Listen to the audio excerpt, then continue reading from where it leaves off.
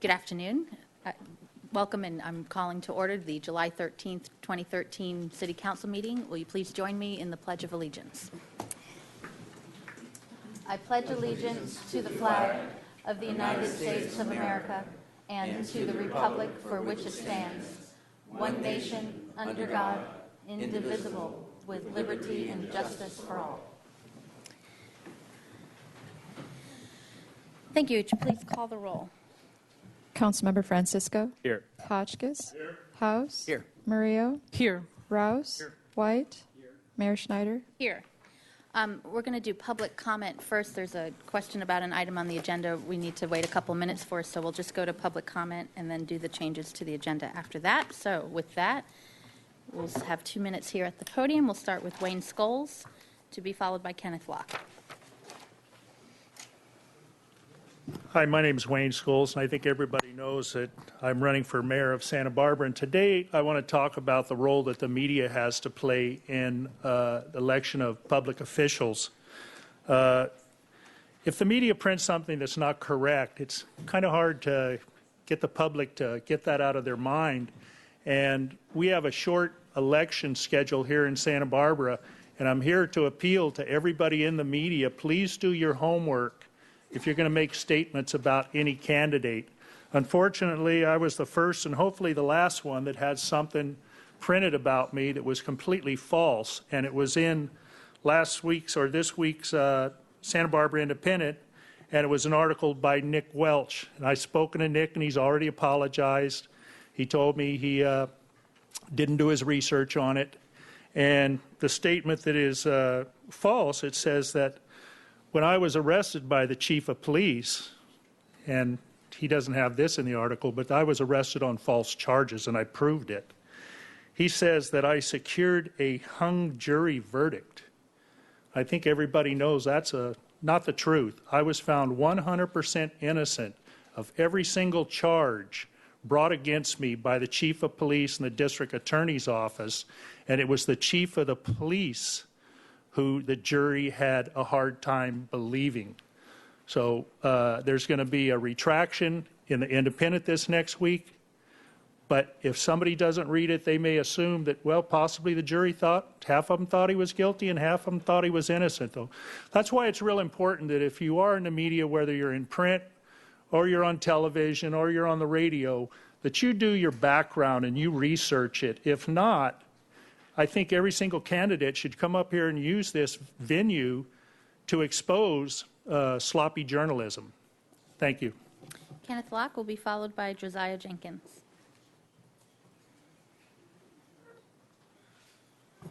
My name is Kenneth Locke.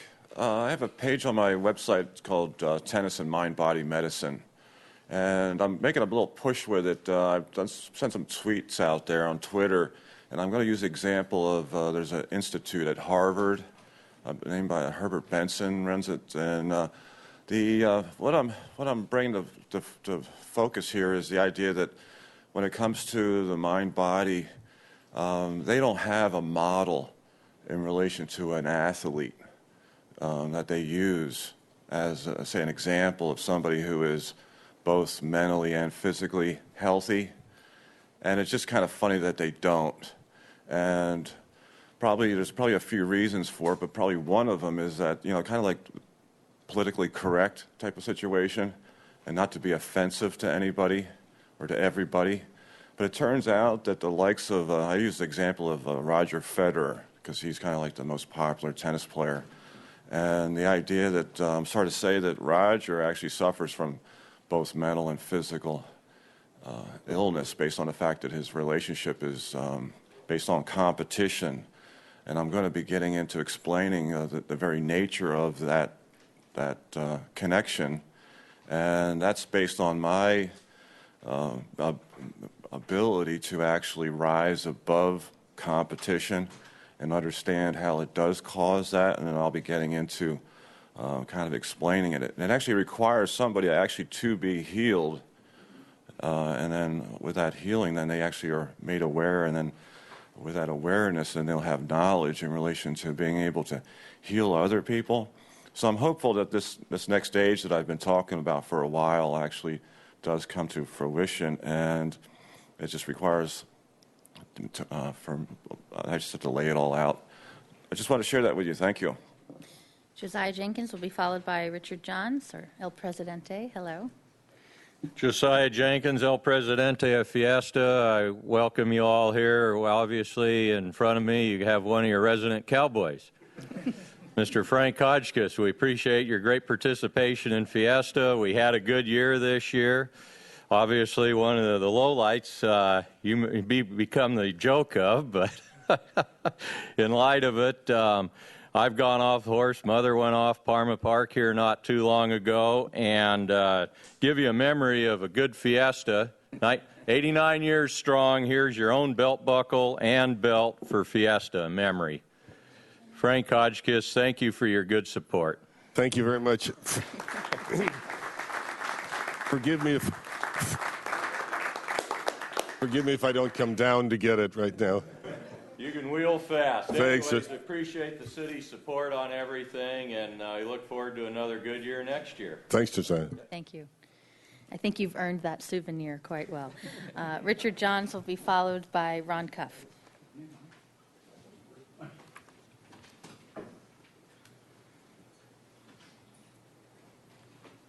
Good afternoon, council persons.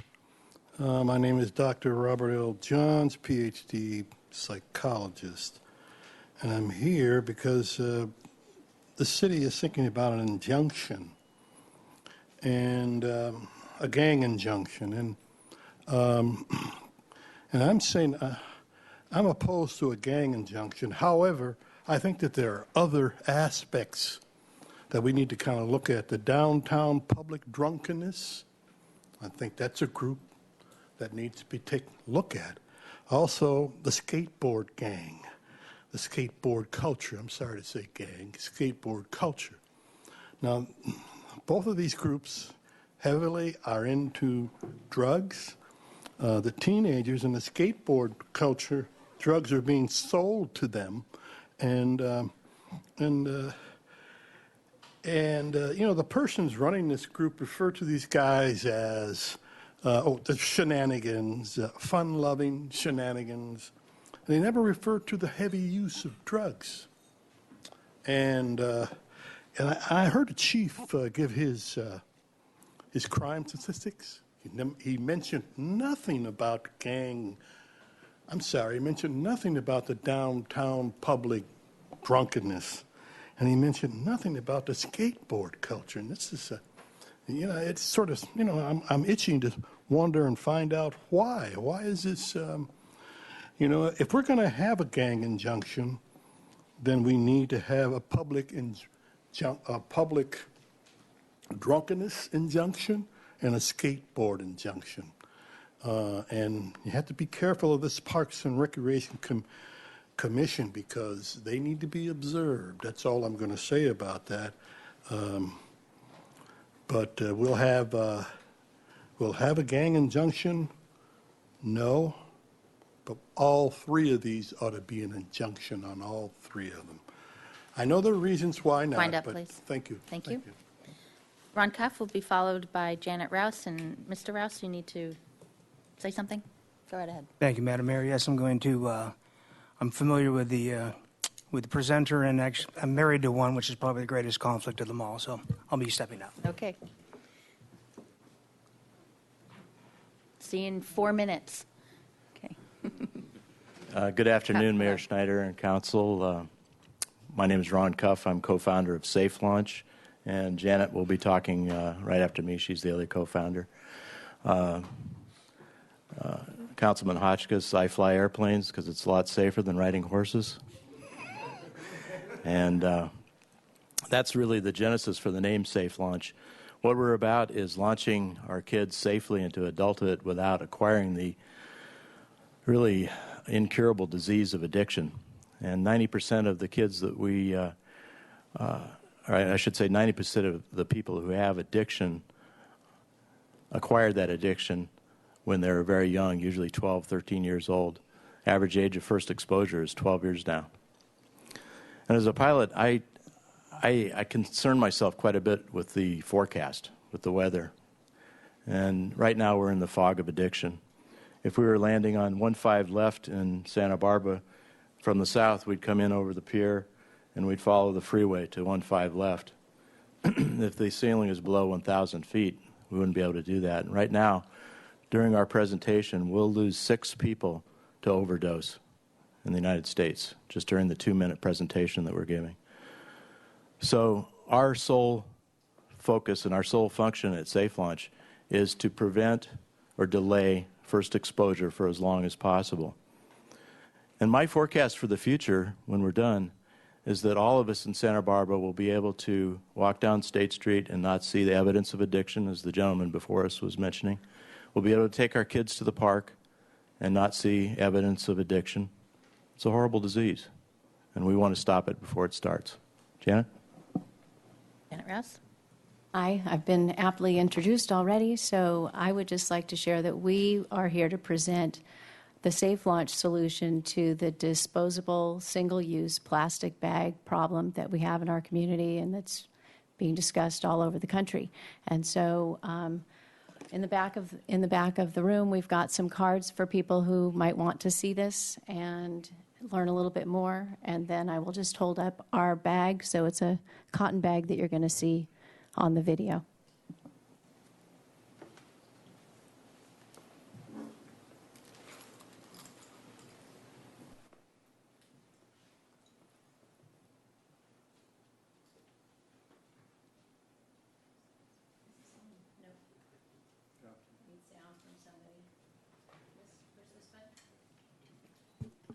On now? Okay, there we go.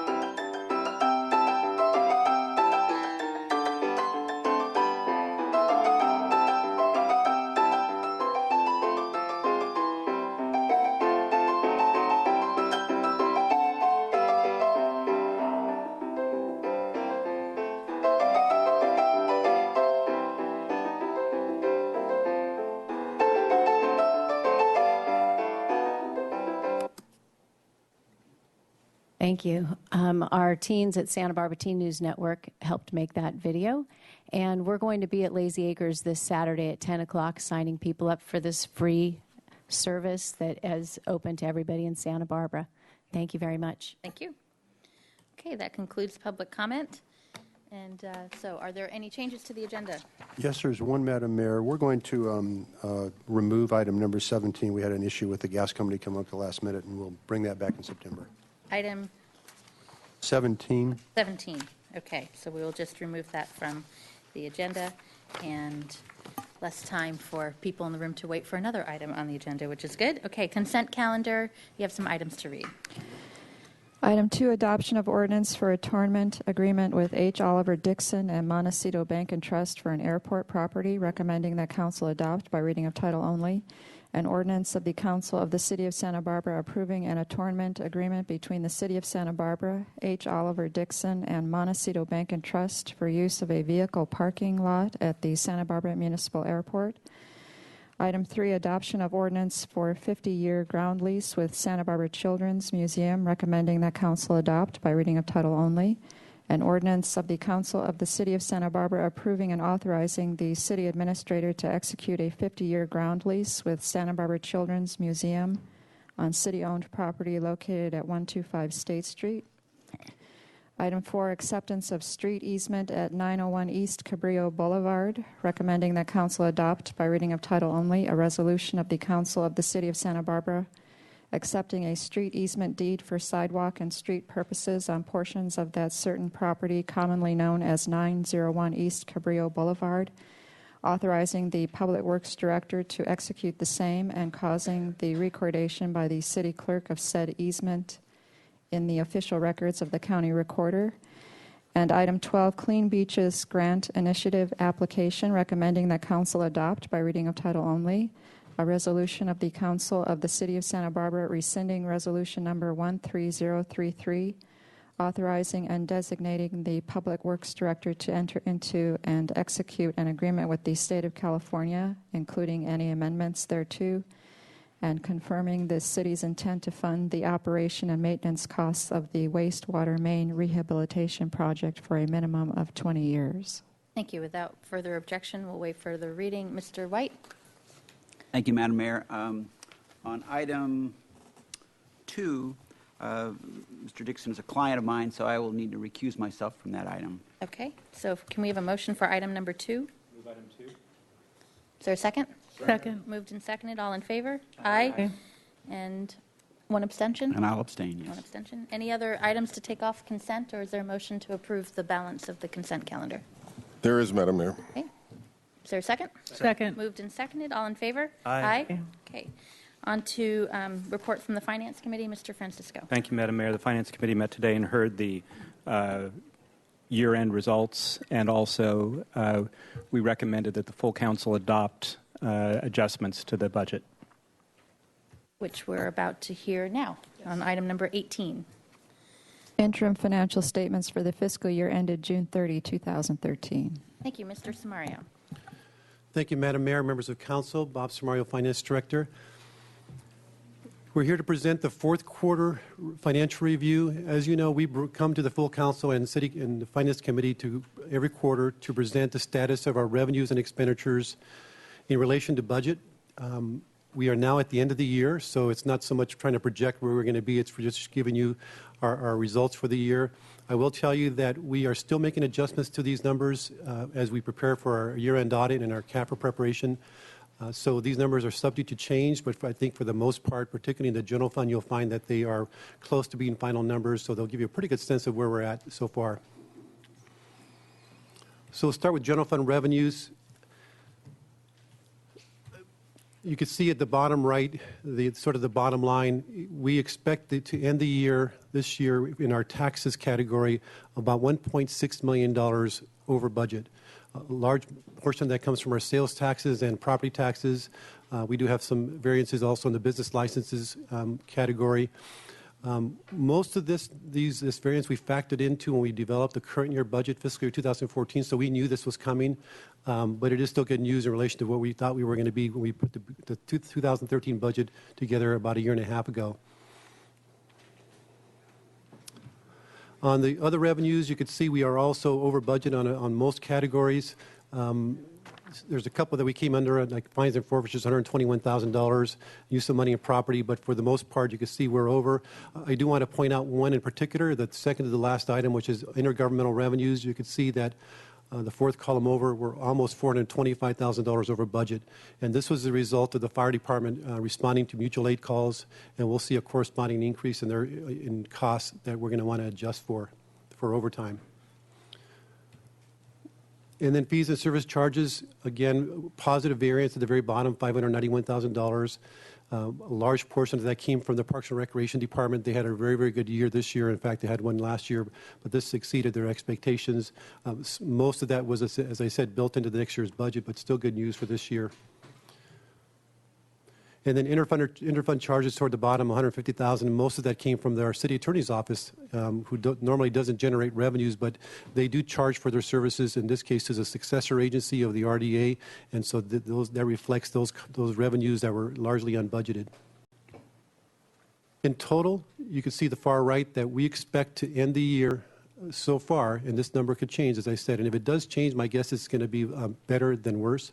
Almost $3 million in revenues above budget, mostly come from taxes, as I indicated. Now, as you know, we do budget what's called an anticipated year-end variance, $1.2 million. That's really a reflection of where we expect to end the year on the expenditure side, but we budgeted as a revenue. But in any case, on a net basis, we still will end the year preliminarily at almost $1.8 million ahead of budget. So it's good news.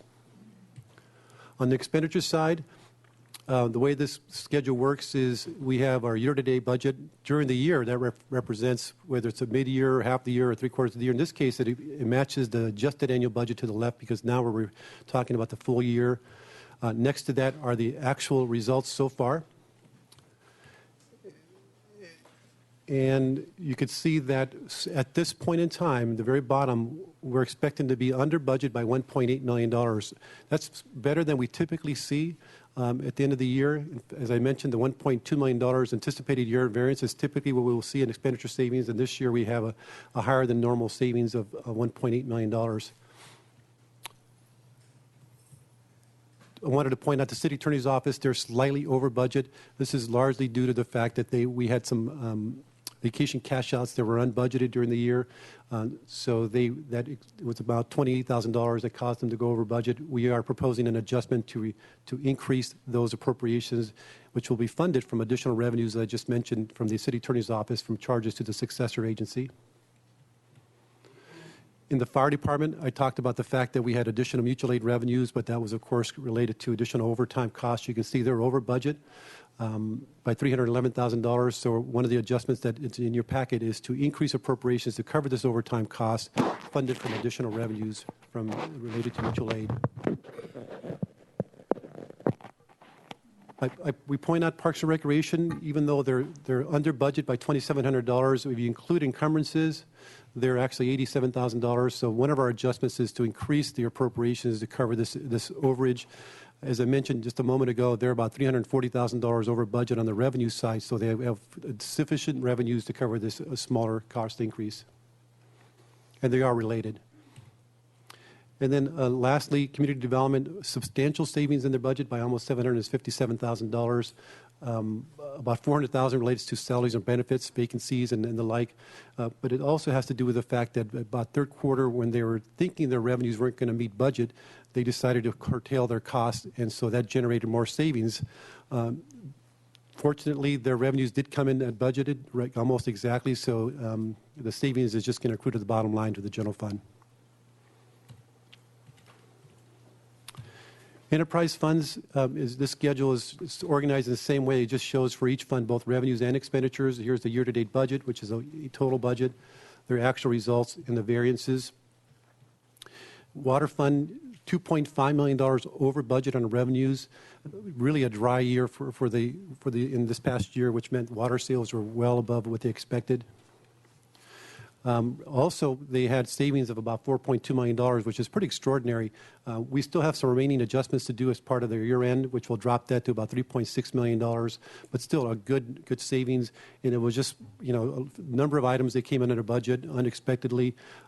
It's a complicated budget for them to sort of develop, and every year we seemingly have some things that come under budget, so it's obviously good news rather than going over budget. On the wastewater fund, across the board, savings generated about $1.8 million in savings. And downtown parking, reflective of the fact that revenues across the board are really up from what they expected at the beginning of the year, whether it be the commuter lots or the parking structures, all revenues or categories are up. And they also had some savings of $421,000. In the Gulf Fund, you can see that they are under in revenues by $18,000 and over expenses by $28,000. They continue to just sort of, just barely make it every year. Rounds are still down from what they really hoped them to be. They are going to have to look at this on a long-term basis to solve this. So you'll see one of the adjustments in your packet to increase increase appropriations to cover the overage of $28,000. And it will have to come from reserves. And they do have reserves of about $400,000, but they're not at what they should be. Their policy reserves indicate they should be above $500,000. So fortunately, they have reserves to cover it. Unfortunately, it's not quite where they need to be. So we weren't planning on going through all the adjustments. We went over them in detail with the Finance Committee. I'd be happy to answer questions about any adjustments that are included in your packet. But otherwise, I'd be happy to answer any questions. Okay, we do have a public comment on this item. Matthew Kramer, and then we can go to the council for any questions or comments. Go ahead. Mr. Kramer? Thank you, Madam Mayor and members of the council. This is a vodka bottle that I picked up from a homeless bum right on Haley Street, the same place we had a stabbing on Friday night. Now, Mr. White asked no questions of almost $100,000 in overtime pay that we're going to reward the city police department with, especially the approve the 12 grant, which is supposed to be for underage drinking and excessive drinking. Now, if we still have people currently drinking on the streets, we've had many members say this, why are we approving overtime pay for the police department? It's pretty clear from the finance department that they've not been writing enough tickets. Their ticket revenues are down. I also remember that earlier, a few years ago, we had a problem with ticket revenues being stolen by a member of the police department who was a direct reporter to Chief Sanchez. So I encourage the Finance Committee to reassess whether these costs are appropriate and whether the police department should be rewarded for doing a very poor job at enforcing the laws in Santa Barbara. Thank you very much. Okay, that concludes the public comment on this item. Any questions or comments from the council? Mr. White. Thank you, Madam Mayor. There's one question which I overlooked asking at Finance Committee. I noticed that the chief's staff number is sort of sticks out as a big, being substantially higher than budgeted. Any comments? Can you comment on that? Yeah, we're going to have to get back to you on that. Okay. I'll ask a question as you're looking. Perhaps that can help. Can you go back to the general fund and the surplus at the end? I want to, our financial policies of having half of that go back into reserves and then the other half for one-time capital. So just to remind, are we looking at the 1.7 million because we're taking out the variance there? Is that or 1.8 million? Madam Mayor, yes, it is the $1.8 million, but that'll be combined with whatever savings we have on the expenditure side. Okay. And the combined amount of those two will then be split evenly between falling into reserves and then transferring over to our capital fund. We don't know the full, the bottom line yet. We don't. And I should have said at the beginning that we will be back in September with the final results for just the general fund. We'll focus on the general fund and give you our reserves balances. And at that point, we will also recommend transferring the true surplus, a half of it at least, to our capital fund in connection with that report. Okay, so then my follow-up question to that, I know coming up in the fall, we're going to have a work session about one-time capital, and we're including surplus monies from the same policy from last fiscal year, the previous fiscal year. And I guess my question is, should we include whatever money from this recently passed fiscal year into that work session, or do we need to wait a year for the next budget cycle? Spending some capital money now might be more prudent because things might cost more a year from now. We have the need. Any thoughts on that? Yeah, so let me clarify because this is an important point. We identified a few months ago about $4 million of one-time money that we were going to set aside for council consideration for how to spend that, and that's going to be in the fall. About $3.2 million of the $4 million has already been transferred over to our capital fund. So it's net of these numbers here. So we've already set that aside. There are still some one-time monies that we have agreed to as part of the $4 million. The remaining $800,000 we're going to transfer in September, and to be part of that $4 million. So, in addition to that, we'll have some surplus here that you could decide how you want to do that, but it will be transferred over, half of it to our capital fund, and you can decide whether, as normal, as a plan, to wait to the following year to use it, or if you want to somehow incorporate it into that discussion, you're obviously welcome. Right, because to do we'll that. have that number by the workshop. We will, absolutely. Mr. Armstrong, did you? Yeah, and just to be clear, the last year's surplus, when we split, half went to reserves and half went to capital, and then in the budget that you adopted in June, that was you've already budgeted that amount. Right. So that's not part of this one-time Correct. money discussion. And then our normal approach would be to do this in next year's budget, but the council could decide to allocate it when we meet in the fall.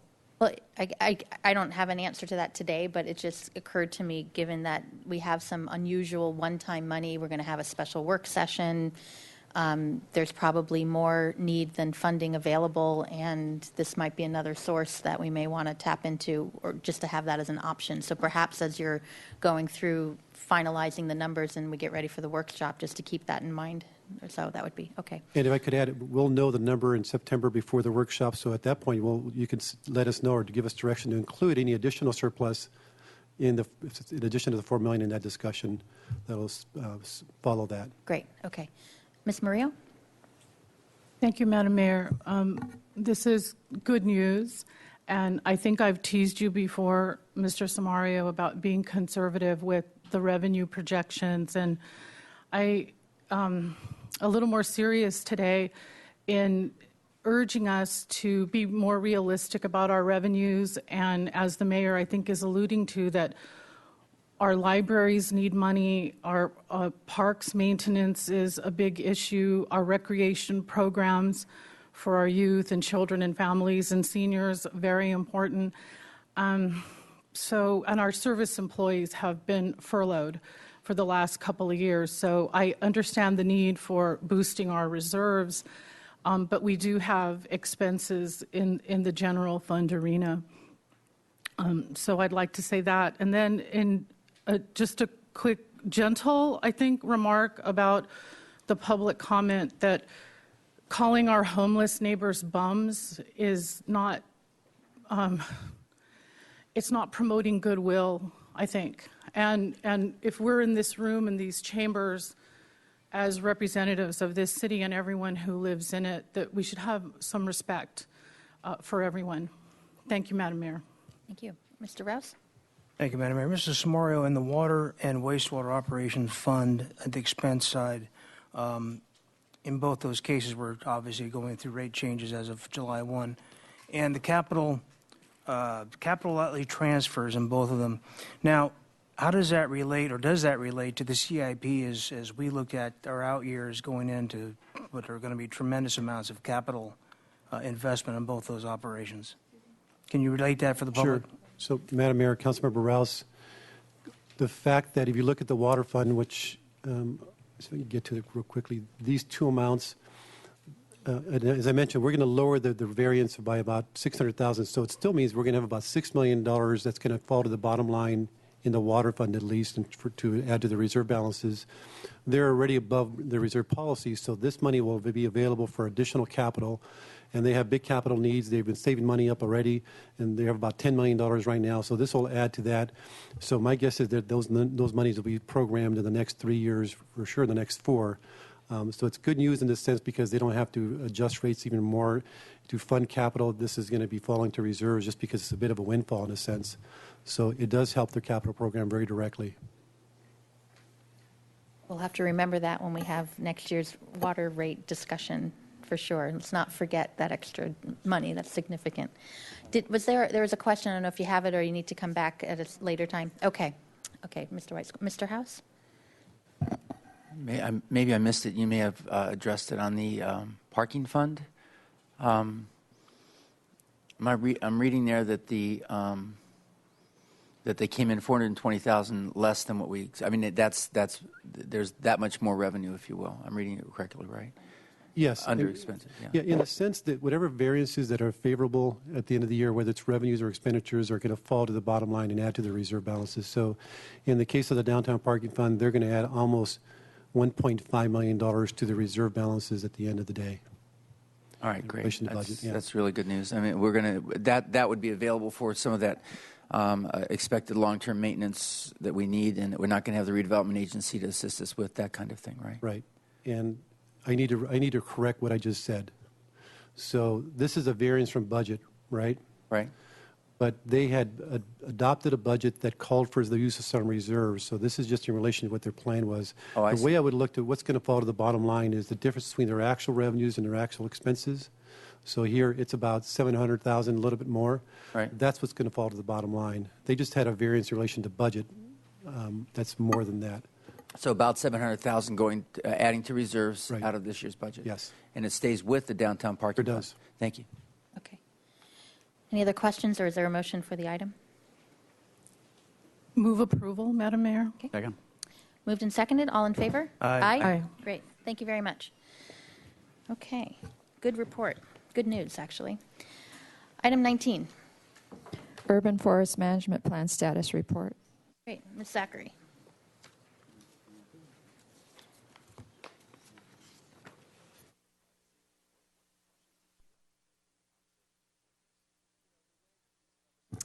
Madam Mayor, did it again. Madam Mayor, members of the City Council, Jill Zachary with Parks and Recreation, and I have Tim Downey here with me as well. What we'd like to do today is give you a status report on the development of Santa Barbara's Urban Forest Management Plan. We have been working on this for the last year. The last time we were before you was to appropriate a grant from the California Department of Forestry and Fire. It's also something that we've been working toward for the last 5 years. So for today, we'd like to briefly go over our scope of work, review our progress to date, particularly related to our tree canopy, key issues that have been identified, a vision and mission statement, and proposed goals, objectives, and actions, and then the next step. Because of the progress that we've made and our schedule, we anticipate that through September to December, we'll be continuing our outreach and meetings with boards and commissions and back before the Ordinance Committee and Council in January or February of next year. So to start off, Santa Barbara's urban forest, it's essentially all the trees within the city. And so we're looking at both public and private trees. Santa Barbara, as we all know, benefits from a very rich horticultural heritage, starting in the late 1890s and continuing through today, and also a rich history in municipal tree planting and municipal tree care. When you look around the country and you look at what other cities are doing, in many ways we are actually doing a lot more for trees than perhaps other cities might be doing. That's not to say we don't have issues that we need to address, and that's one of the reasons why we want to develop a plan. It's essentially a long-range plan for preserving and enhancing the urban forest, 30 years, 50 years, carrying us out for a good deal of time. When you look at sort of Santa Barbara, we've done, and I'll go over it very briefly, a tree canopy assessment, but we estimate there's over 300,000 trees in Santa Barbara, and about 20% of those are located on city property, whether they're street trees or park trees, and the remaining are on private property and other public property, since there's other public property within the city. So first of all, one of the first things we did is complete a baseline assessment. We have a technical advisory committee, which includes representatives from the Parks and Recreation Commission, Street Tree Advisory Committee, Planning Commission, Southern California Edison, Santa Barbara Botanic Garden, Santa Barbara Beautiful. We initiated our public outreach, and as I said, identified key issues. When you look at the baseline assessment, our goal there was to look at what other cities did and just see how did they approach developing a plan like this, review our existing city policies and practices related to trees, and then completing a tree canopy assessment. A canopy cover assessment essentially looks at the area of the city that is covered by some sort of tree canopy. It's a tool that allows you to basically measure how are you doing as a community in terms of canopy coverage. We know how many street trees we have. We know pretty well how many park trees we have, with the exception of open spaces, but we wanted to get a sense of what's really occurring Santa Barbara citywide.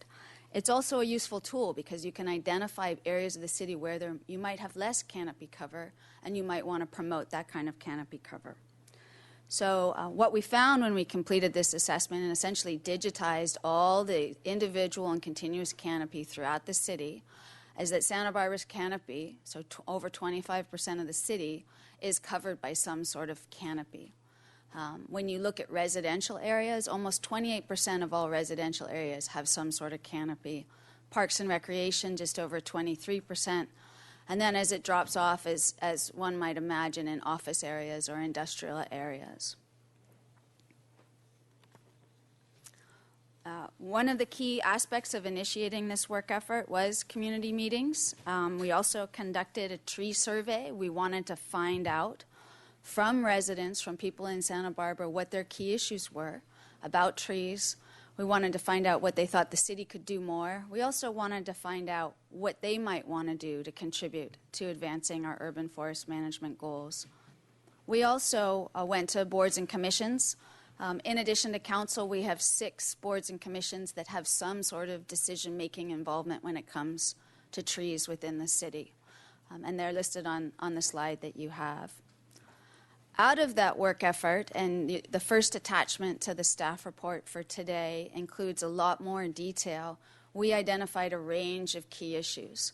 And these ones that are shown on the slide really try to capture what we heard most often from many stakeholders, whether it's the public, our boards and commissions, whether it's staff. We're also working with staff in our public works, community development and fire departments on a regular basis, both to identify key issues and review potential objectives.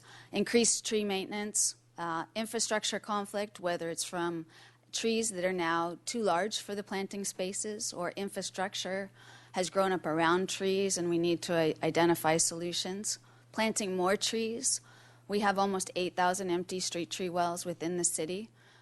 Protecting and enhancing tree diversity. We have 456 species of trees in the city on city property, but about half of them only occur 5 or fewer times. So if you think about diversity, that's something we might be losing. Improving our own practices to protect and enhance the forest, and then working community knowledge and participation. We moved on to developing goals, objectives, and key actions, again, through working with city staff, technical advisory committee, community meetings, the results of the survey. These provide the approach and the focus for our plan, and also something that after today's presentation we'll be continuing to work on as we get through the calendar year, seeking additional public input. Before we sort of embarked on the goals and objectives, we sat down and said, what's the vision? What's our vision for Santa Barbara's urban forest? And really the key themes out of that are healthy and diverse, economic and environmental aesthetic vitality, and it reflects our horticultural heritage. Similarly, as we looked at developing what's the mission of this project, and essentially this is the mission of the city's urban forest program, which continues the existing mission that we have today, protecting and enhancing trees, promoting the benefits, and a healthy and diverse forest. We're proposing 4 overarching draft plan goals that again will be part of further public review. They include elevating the importance of the urban forest, continuing our horticultural legacy, promoting a vibrant and healthy community through trees, and fostering awareness and appreciation of trees. Under those goals, we have 3 areas, resource areas: tree resource management, essentially what we do with the actual trees themselves, what the city as an organization in terms of staffing and policy should be looking at, and then community involvement. And at this point, I would like to point out that really the focus of this is how do we find ways to integrate and support common objectives around trees and the urban forest. Under tree resource management, I'll just highlight a couple of these objectives. Number 1, maintain trees to promote safety, health, and longevity. Some of the actions are increasing the tree trimming cycle that we currently have on city trees. Another action is formalizing some partnerships that we have, particularly with other agencies like Southern California Edison, where we actually come to an agreement for a long-range plan to address trees that come into conflict with infrastructure. Under parkway conditions, finding ways to enlarge parkways, protect young trees, improve soil, and then optimizing tree canopy. Through our canopy assessment, we've identified areas of Santa Barbara that have less canopy, whether it's the downtown, the west downtown, east side, Milpas area. Perhaps that's an area where we could focus increasing the tree population. This is focused on what the city would do on city streets and in city parks. Similarly, looking at age and species diversity, One of our actions includes looking at ways to collaborate with local nurseries to grow species that might not otherwise be grown. Under maximizing the benefits of the urban forest, some examples include focusing on major commercial corridors like Milpas, Upper State Street, De La Vina, looking at how we build the urban forest along those areas as they develop and redevelop. Then looking at our parks, increasing canopy where it's important to enhance the park visitor experience. Under city organization and policy, one key objective is enhancing the city's investment in the urban forest, whether it's through funding, whether it's through partnerships, whether it's through developing an urban forest team and enhancing our training efforts. And then lastly, one of the things we are proposing as a major initiative out of the plan is updating our street tree master plan, which was last adopted by council in 1977. So it's one of the tools that we can use to advance the urban forest for the long term. Ordinances, the city's had ordinances in place for quite some time, making sure they're consistent with our goals, and again, looking at interagency coordination and partnerships. Under community involvement, we have 3 key objectives: enhancing public awareness and appreciation of trees in the urban forest. One of the things that we've been trying to do over the last couple of years is invest more in community outreach and education, but we've never really had an item in our budget to do that. If we were to do that through education programs or technical assistance, that's something that we would have to define further. And then public participation in caring for trees. One of the challenges we have, particularly with street trees, is they need to be cared for after they're planted. And looking at opportunities to adopt trees and promoting community service. And then expanding our ability to work with the private sector to encourage planting and care for trees outside of city property to enhance the urban forest. So with that, I'll wrap up the presentation. We have community meetings that are scheduled for September 18th and 21st, where we'll be doing a similar presentation to this, following up on the input that we received through our surveys and through our initial meetings. We'll be then taking the same information to boards and commissions and continuing community outreach through our traditional media methods, web methods, city TV, and with the idea that we'll be finalizing the plan and back before council and the ordinance committee in early 2014. And that concludes the presentation. Great. Any questions? We do have one public comment speaker. Any questions? Mr. House? I'm going to ask if you please not block the doorway. And I know room 15 is open. You're welcome to sit down in there and even turn on the TV on Channel 18. You can hear us or see us if you want that way as well. So, Mr. House. Yes, Ms. Zachary, that seems like a pretty ambitious program, and I'm looking at the budget of $120,000. And maybe you can just comment on that, because it seems like a relatively small amount of money for the kind of effort, and it sounds like it's a multi-year kind of effort. It's not just a plan, but it's a plan with implementation ramifications. And I do see that we're providing only $49,250 of it from Parks and Recreation, leveraging another $71,000 from the grant from the Department of Forestry and Fire. But still, are you sure $120,000 honestly is going to be able to accomplish all these goals that you have up there, or is there another phase or something that I'm missing? Mayor Schneider and Councilmember House, the $120,000 is just to develop the plan. So the grant itself is covering both staff time and outside assistance. For example, the tree canopy assessment, that was 400 hours of an intern to digitize the entire city. As you can imagine, that takes some time. The general fund match that's shown is really coming out of our annual operating. So it's no new cost to the city. It's my time, it's Tim Downey's time, Santos Escobar's time. We had to value that as part of the grant application.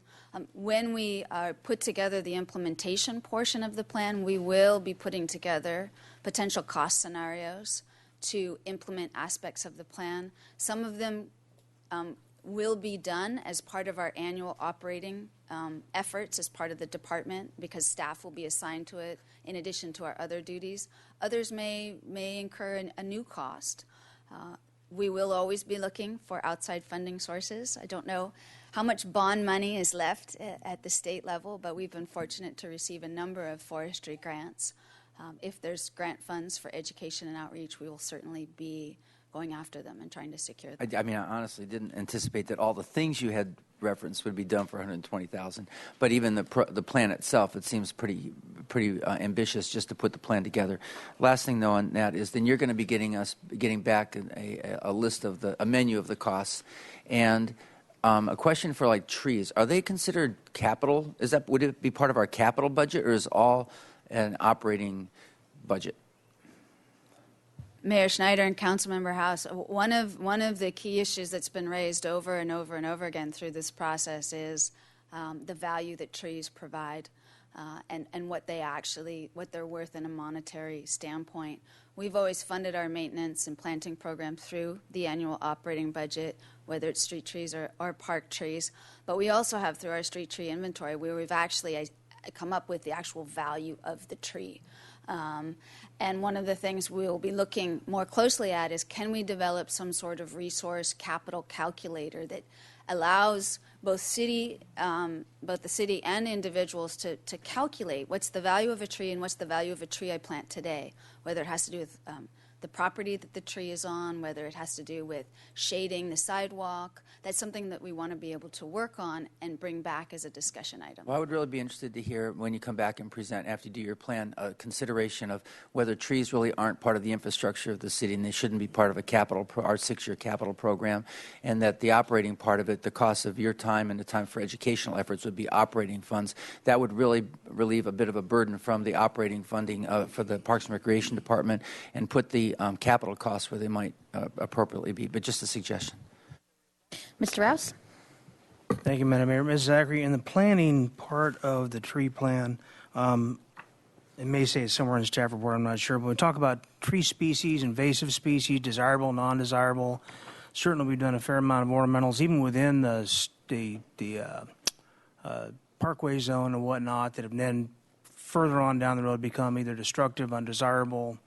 What kind of parameters do you have for not only public street trees, but then in terms of education of the public, in terms of a desirable species in the private sector when planning a new development?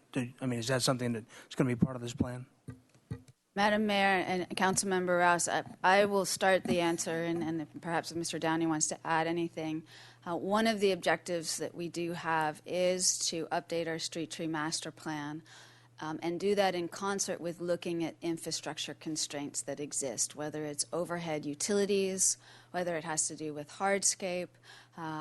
Currently today, when trees are redesignated or planted, we take that into consideration. So smaller trees will be planted so that they don't come into contact, or less likely to come into contact with overhead utilities. They're more appropriately suited for the planting space that they're put in. We recently hired an intern to go through and do a comprehensive assessment of all the city tree wells that are underneath overhead utilities and determine what's there, how close is it to the overhead line, how big is the planting space. If we were to develop a plan to do something different, what would we do, and how would we designate the species? And just to continue, there are species on city streets that would not likely be planted again today. And now we need to plan, how do we replace those trees over time so there's less of an impact to the community with the loss of the aesthetic value of trees. We're surrounded by that. And sometimes if you take it out, you notice it more. So how do we make sure we don't impact that aesthetic for the city? As far as private trees, we generally don't designate that. Certainly assisting with a private landowner that might have a question about a tree in their setback, we would do that voluntarily, but it's not something that we do necessarily. I was thinking more along the terms of a privately, like a commercial development that would go through a landscaping plan as part of their approval process. And there are certain trees, certainly we've proven all over the city, there are certain trees that really, after time, become more of a liability than they are an aesthetic asset. So that was kind of my question, is if we have, something along those lines that just says, by the way, we've looked at 30, 40, 50 years and realized that this is destructive and has its limits. Madam Mayor and Councilmember Rouse, as part of the plan, we're proposing to develop guidelines that would assist in that process through land development design review.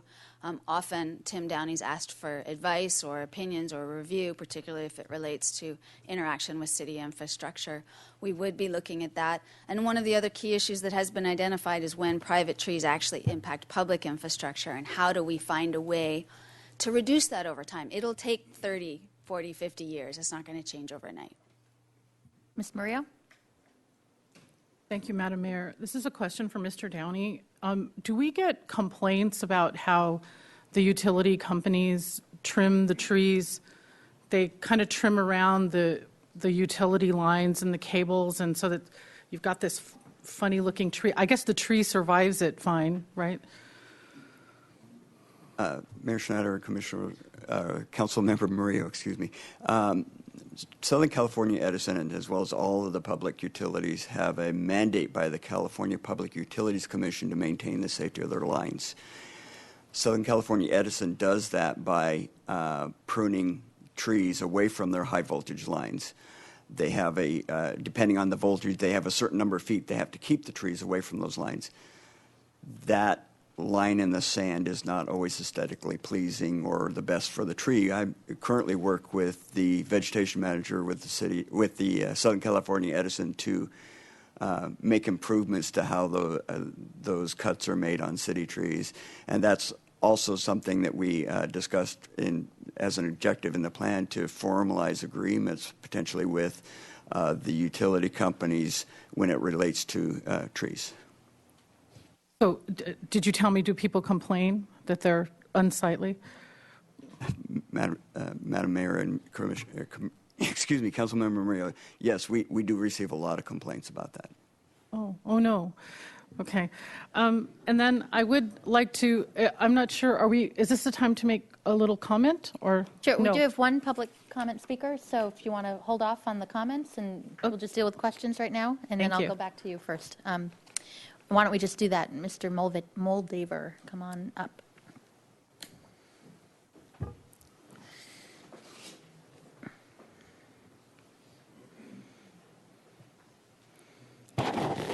Thank you, Madam Mayor, members of the council. I'm Clea Moldaver, speaking as an individual.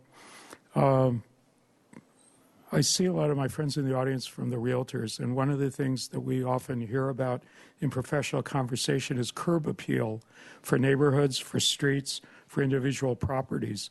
And I think this is the first step, and as Mr. House indicated, a long journey to enhance what we already have. And if a picture is worth 1,000 words, we can look at the big photo of the city from 50 years ago and compare that to the watercolors that the Spanish painted when they first came here, and the difference between a brown barren hillside canopy that we have there and the green forested area is what individuals and businesses and the community have done. And I think it's terrific that the Parks and Recreation Department have been able to get some grant funding, and after the amazing budget cuts and staff cuts that they've absorbed the last 5 years, that they're actually able to keep this movement towards excellence and reconsideration and improvement for our urban forest alive. And I think that this update is a very positive first step, and I think Councilman House is right. It's not a last step. It's a first step in a long process. But I know that when I was the president of the West San Roque Association, we were able to partner with the city, Santa Barbara Beautiful, and Caltrans, and we took a barren section of Foothill Road between Willow Glen and Grove Lane, and we planted dwarf magnolias there. And over the last 10 or 15 years, it's really transformed the vista from the street and the value of the homes that are near those trees. So I think that this is just a win-win. They've got a lot of extramural funding. They're heading in the right direction, and it's something that's going to add curb appeal and value for real property everywhere in the city. So I want to say congratulations to the council and to the staff for keeping this program alive in tough times. Thank you. Thank you. Oh, we like that. Okay, that's the last time you're going to clap in here. No, I'm just, Ms. Murillo, do you want to continue on? Thanks. I'll start by expressing my support for development of the urban forest management plan, but then give a compliment to one of the I think, Mr. Escobar, you call them the forestry unit, so they're the city employees who trim the trees. And there's this one fellow, the veteran, and I wish I could remember, I think his last name is Brown, but he's a little older, and he developed using a palm frond to clean up, because they trimmed the tree in front of my house shortly after I was elected. I'm not sure if that's why it got trimmed. But, and I saw him using the palm frond, so of course it wasn't that noisy, terrible machine that, bothers us all. But our tree people are so good, and I just wanted to throw that in here at this point. Thank you. Mr. White? Thank you, Madam Mayor. And the applause that came a few minutes ago, it's sort of reminded me that this is what a great group to be here to witness this this update. Because there's you folks clearly are amongst those who appreciate how important our tree resource is here. First of all, I wanted to make a comment to Mr. Rouse's, maybe it was a question, was it Mr. Rouse, about how trees are bad trees are proverbially weeded out. And it is one place where our ABR, HLC, and SFDB all pitch in. We have professionals, usually a professional landscape person, architect or otherwise, who will help a private landowner make his or her way through the system hopefully with optimal results. And as to the plan, of course, I share in supporting our staff and appreciating that you're hanging on to this effort amidst all the various difficulties that we've had to endure these last bunch of years. What I would ask for as we go forward in planning, what I look for in planning is not only the great concepts of, keep good things and get rid of bad things and so forth like that, but having some benchmarks. And I'm not seeing, I'll go to just item number 2, increased frequency of street trimming. From what to what? And I can appreciate that. There's a massive amount of information here, but to do priorities and timelines, to have that be part of the equation, that those are folded into to each planning process as best we can. And again, understanding you've got a huge amount of data here and actions, but we can start somewhere. So please make that part of your sequence of efforts here, so that at the end of this, because this process is never going to end, but as we go along, we start to develop a clearer, more defined picture of what we're trying to accomplish when. Thank you. I'll add a couple of things. Following up on the Edison pruning the trees and their process, the other thing that happens sometimes when they need to remove a tree, they just come and do it. When we want a tree in the parkway removed, or if there's a request for it, there's a whole public process. It comes through the Street Tree Advisory Committee. It can get appealed all the way up to council, and sometimes does. So I think part of the disconnect in the community, they don't know who's chopping down the tree. They just know a tree's being chopped down. And some kind of posting or notice, if it's something Edison has to do and we don't have authority over changing it, maybe somehow in part of the plan to have some notification ahead of time, so it's not just seen as a surprise one morning when the trucks show up. And I did get a few emails about that. It happened, I don't know, several months ago or a year ago, or a couple of times actually, because it doesn't make sense to the residents who are saying, well, gosh, how did we not know this happened when it just, when it was Edison really, and then we get blamed for it. So, those kind of things, want to clear those up ahead of time. So if that could be part of the plan, is good. I like calling the Mickey Mouse ear effect as I see them. It's interesting seeing the top priorities of having both increased maintenance of the current tree inventory and add new trees. So I'm going to want to see in this plan, how do you balance that out? Because we already are under budget and understaffed for maintenance of what we currently have. And yet we have a goal, for example, a P3 goal of adding X number of trees every year. So we're sort of adding to our own maintenance problem every year. And maybe we need to boost some funding up for one item before we add new trees unless certain circumstances, like it's a completely barren street or, there's the nice things to do and then there's the must-haves kind of scenario. So I'd like to see that. How do you balance that out in the plan?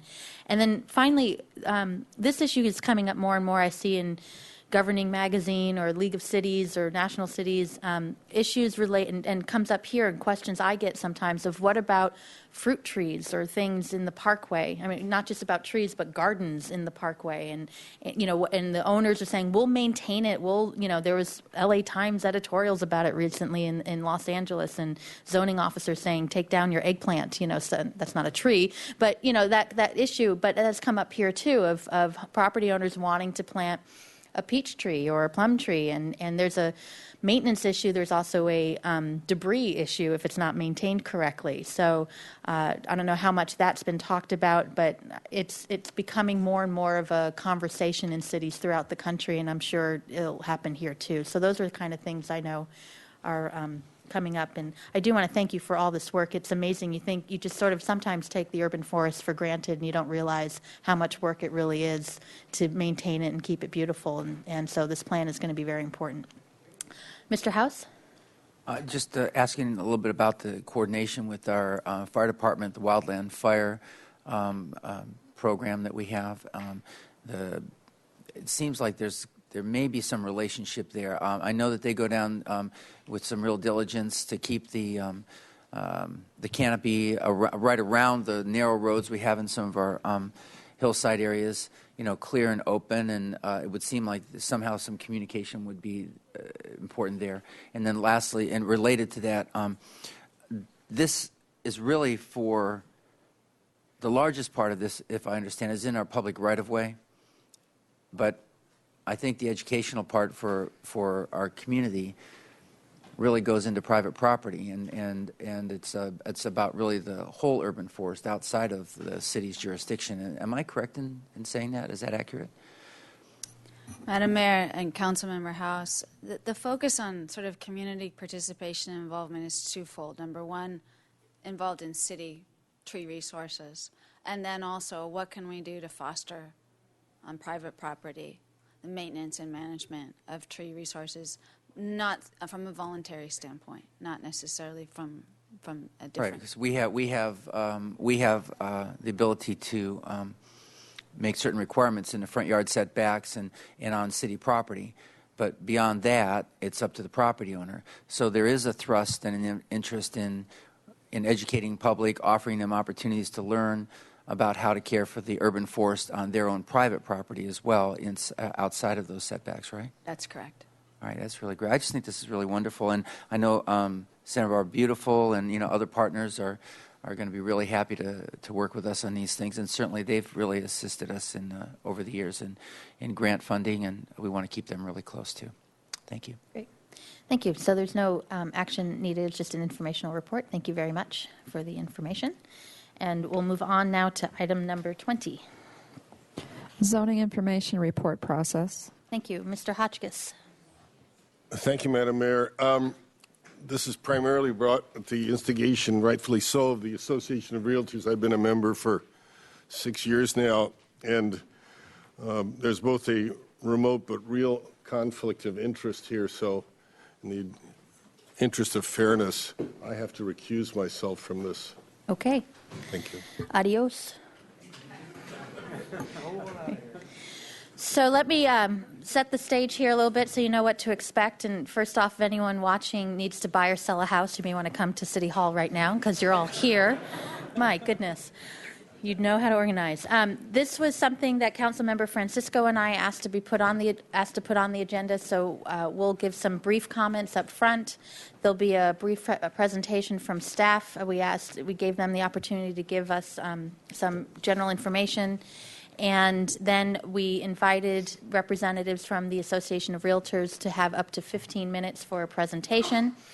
And then they'll be open to public comment, which will have 2 minutes each. You don't have to use the 2 minutes. You can waive your time to somebody else. You can all those good things that we do at public comment.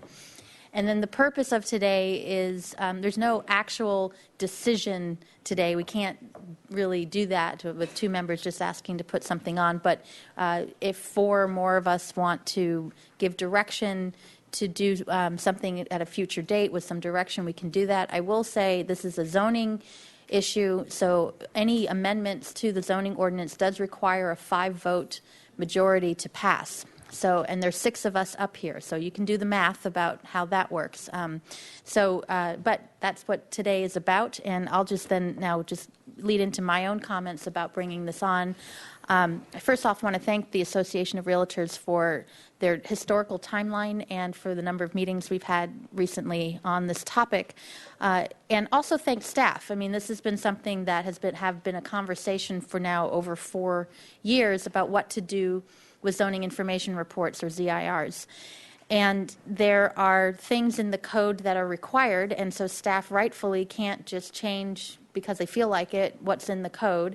And there appears to be at least some scenarios where there's some unintended consequences with the way the code is written. And we can go over some details beyond that, but the one in my forefront is someone buys a house, gets a ZIR, it's a clean ZIR, there's no changes needed. 5-6 years later or whatever, they want to sell their house, the next inspector comes in and, oh, by the way, that's an additional unit, or you need to demolish something, and now there's a crunch time, and that seems to be not the best scenario, and there's a cost associated with it. And so what do we do in that situation? That's certainly not the norm, but one that does occur. The stories I've heard have been quite unfortunate on all sides and need to be corrected. So to me, the purpose of this was the council's really the only one that can make decisions on whether to change the zoning ordinance, and I frankly have no idea what my colleagues think on the issue, and this is the way we find out. And so see where, if anything, we want to make any changes and how we can go about doing it is to have a public hearing. So that was my intention here, and I believe similar, but I won't speak for Mr. Francisco. You can speak for yourself. Thank you, Madam Mayor. Thank you. No, I agree with your comments. When I think this issue first came to my attention when I was first running for city council 6 years ago, and as the letter from the Association of Realtors points out, there has been active conversation between the association and staff on this issue, at least for the last 4 years. And this is the way to resolve these issues to the extent that they can be resolved. City council has to make a recommendation. So I'm hopeful that we can come up today with something that will satisfy both sides in this issue. And I think that the association has raised some very legitimate claims as to the problems with the ZIR implementation as it stands. Staff also has raised issues about there are things that, despite the number of required disclosures, that only the ZIR really exposes. So I'm looking forward to our discussion today, and I hope that we can come up with a useful recommendation that will improve the situation. Okay. And with that, we'll go to staff. Ms. Weiss, or good afternoon. Good afternoon, Mayor and council members. Susan Reardon will give the staff presentation. Thank you. Yeah, great. Thank you, Mayor, members of the council. As you said, we've been working with the Santa Barbara Board of Realtors for several years on trying to resolve some issues that come up during the ZIR process, and we resolved many of those issues. However, we have some basic differences in opinion, and they include the basic value or necessity of ZIRs, how to resolve discrepancies between ZIRs, the cost and time frame for completion, and appropriate enforcement or follow-up. In regards to the appropriateness of a ZIR, we don't support the complete elimination of ZIRs for all residential properties. We believe that the ZIR provides important information to the seller and buyer. It provides basic information such as zoning and permitted uses and setbacks, as well as the existing improvements on the site, past city approvals, and any potential violations of city ordinances. We believe that understanding the city records and requirements and need to address violations is important to know at the time the property is transferring. ZIRs also help ensure the quality of the housing stock, and this is one of the housing element goals. It also limits and controls unpermitted work, and it provides a mechanism to remove unsafe conditions. In addition, Over the years, we've noticed a reduction in the number of illegal dwelling units in our ZIR inspections, and we believe if the requirement for ZIRs were to be eliminated, we would over time see an increase in the number of illegal dwelling units in the city. ZIRs also address neighbor concerns.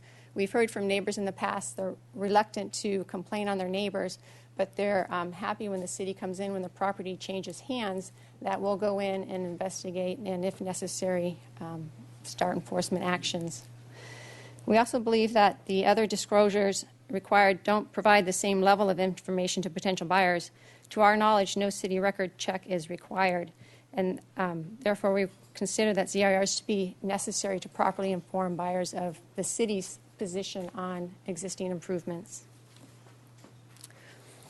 In regards to the discrepancies between ZIRs, staff takes this issue very seriously, and we disagree with some of the comments we've heard that the current ZIRs are unreliable for buyers. We believe that today's ZIRs are more accurate, and that's what's causing the rub that's before you today, is that we are doing more thorough research, and we are finding things that in the record that's either unclear or we just can't find evidence of permits. And we estimate of the 570 ZIRs that we prepare annually, approximately 15 to 20% contains discrepancies. And many of these are minor, like overheight hedges, storage buildings in the setback, or encroachments into the garage, like washer and dryers. But some really aren't so minor, and those include the construction of new square footage, or the conversion of basement or attic space to habitable space, or the removal of required parking. And we believe some of the reasons that these discrepancies have occurred is, one, just the quality and level of past research. Another is access to archive plans.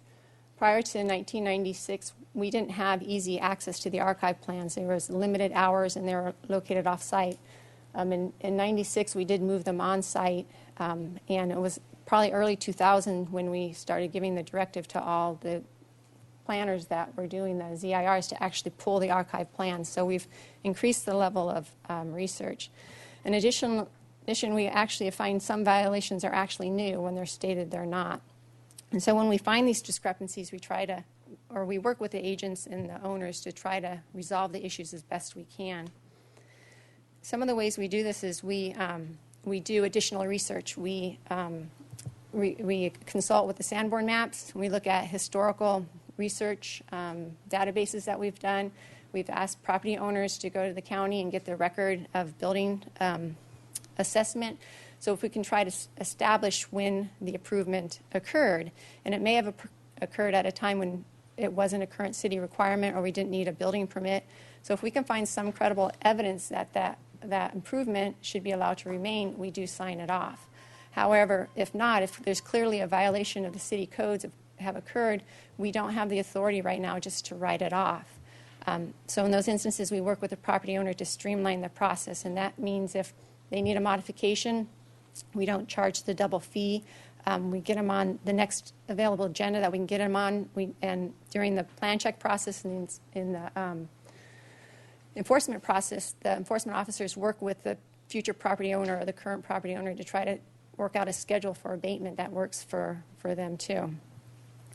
Some ideas that staff has to further address the discrepancies would be an amendment to the zoning ordinance, which would allow the staff hearing officer the administrative authority to approve some minor zoning modifications.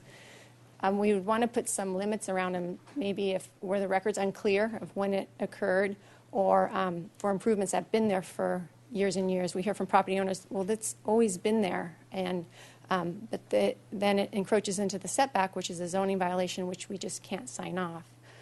Another idea we have is establishing a formal appeal process with either the staff hearing officer reviewing the appeal on an administrative level or referring it up to the city's attorney's office. Staff has a little bit of reservations regarding that process because it does have the potential of causing or costing the applicants more. We'd have to be charging hourly fee, which for planning staff it's $135 an hour, and the city attorneys is over $200 an hour. So that would be more cost, and then it would also be time because reviewing the record and making the decision. So staff would prefer the option of the administrative authority for the staff hearing officer. In regards to cost and timeline, the ZIR program has been identified by the council as being a full cost recovery program. And we recently did an in-house fee study, and what we determined is that the amount of money we charge for properties that have between 1 to 4 units was appropriate. However, the fee we were charging for properties that have 5 or more units was too high. And with this last budget cycle, the council reduced the fee accordingly. In addition, we've added approximately 0.5 FTEs to help with the caseload. In regards to enforcement, we agree enforcement on violations whenever it occurs is never really convenient. We discover violations in a number of ways, one through the ZIR process, another is neighborhood complaints, there's board and commission referrals and department referrals, and then also during the plan check process or when future projects are proposed. In regards to ZIRs, we estimate about 90% of the ZIRs have some sort of violation, and the majority of these are minor. They're, again, like an overheight hedge or storage in the setback or storage in the garage or a workbench or washing machines in the garage. So they're real minor, and they're just noted in the ZIR, and they're put on file, and no enforcement occurs. The property owner is supposed to fix it before the next building permit or in conjunction with the next major building permit that's pulled for the file or on the property. And that wouldn't include building permits like for health and safety reasons. If you need to upgrade your electrical or re-roof, it's more for major improvements to your property. We estimate that approximately 15% are considered major violations, and those are referred to enforcement. And the major violations are illegal dwelling units, if you remove your required parking, or you add new square footage to your site, whether you convert the attic to a new bedroom or understory area, or you enclose a porch, or you add on to your residence. Those are referred to immediate enforcement. And in those instances, we work with the Building and Safety Division, and they also work with the applicant to on an abatement schedule.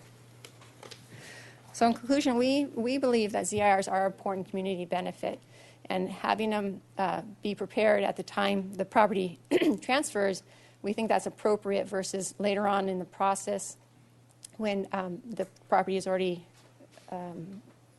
traded hands. We will continue to work to improve our service with our limited resources and with the agents and property owners.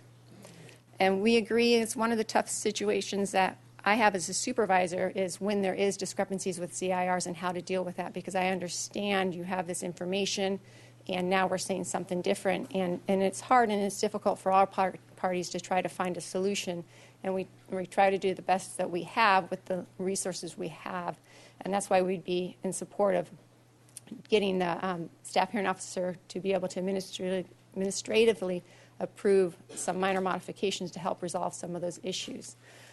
But even with that administrative approval, there will always be some projects or some situations that are on the other side of the line that we just can't sign off, and they need to go through the process. That concludes my presentation. Thank you. Questions first for staff? Mr. House? This is probably a question for our attorney, but I'll just give you the context. And I think we're all here with a goodwill and hope to come to some good resolution out of this today.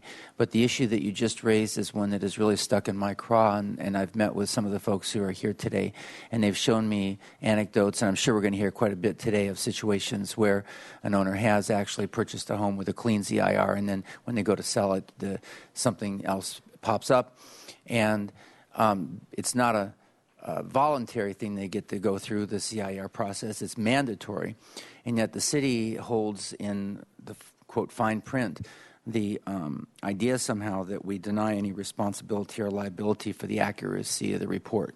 Now, if the city were reporting to the federal government on a major grant that we were seeking and we inaccurately reported to that, there would be consequences. There's a lot of things that we do in the city that we have to be really careful about and make sure we get it right, because there are, there's impacts of being inaccurate. And in this particular case, given that it's mandatory, there's no way out for the buyer or the seller, and they're relying on it for their for the purchase price, for whether they're going to take it on or not, or be able to sell it even. So it's pretty, there's some pretty big impacts, and we're going to hear, I'm sure, lots of it. But just from the outset, how do we,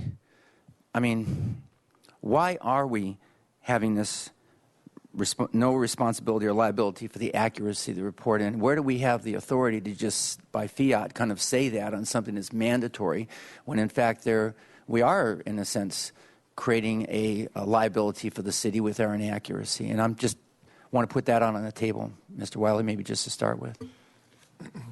Councilmember House, well, it's actually a long... Hold on. I should have said this from the beginning. I was going to do it before public comment. I really want to respect everyone's opinions. There are different opinions here, and we want to hear what you have to say. So please refrain from clapping or booing unless you want to take it outside the chambers. But it's just as a sign of respect for everyone, okay? Now you got your yayas out, so that's good. But if you could refrain from that, I'd appreciate it. Thank you. Mr. Wiley.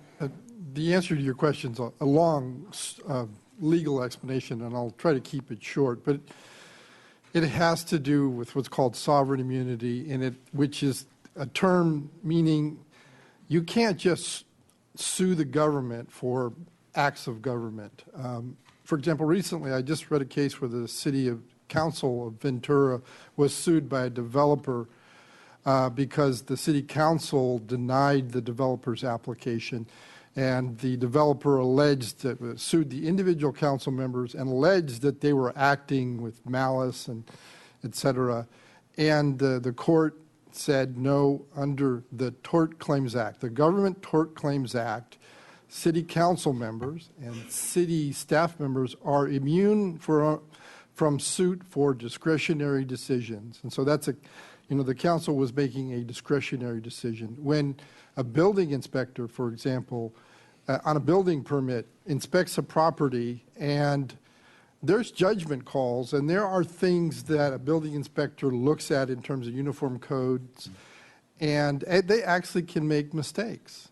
But under the doctrine of a discretionary act immunity, you can't sue a city for a mistake that a building inspector makes. And so that translates down here to mistakes that may have been made in a ZIR.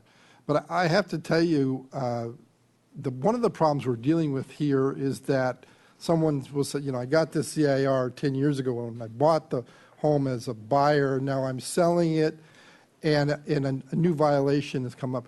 We don't always know if that's true or not, at least the way ZIRs were prepared in the past.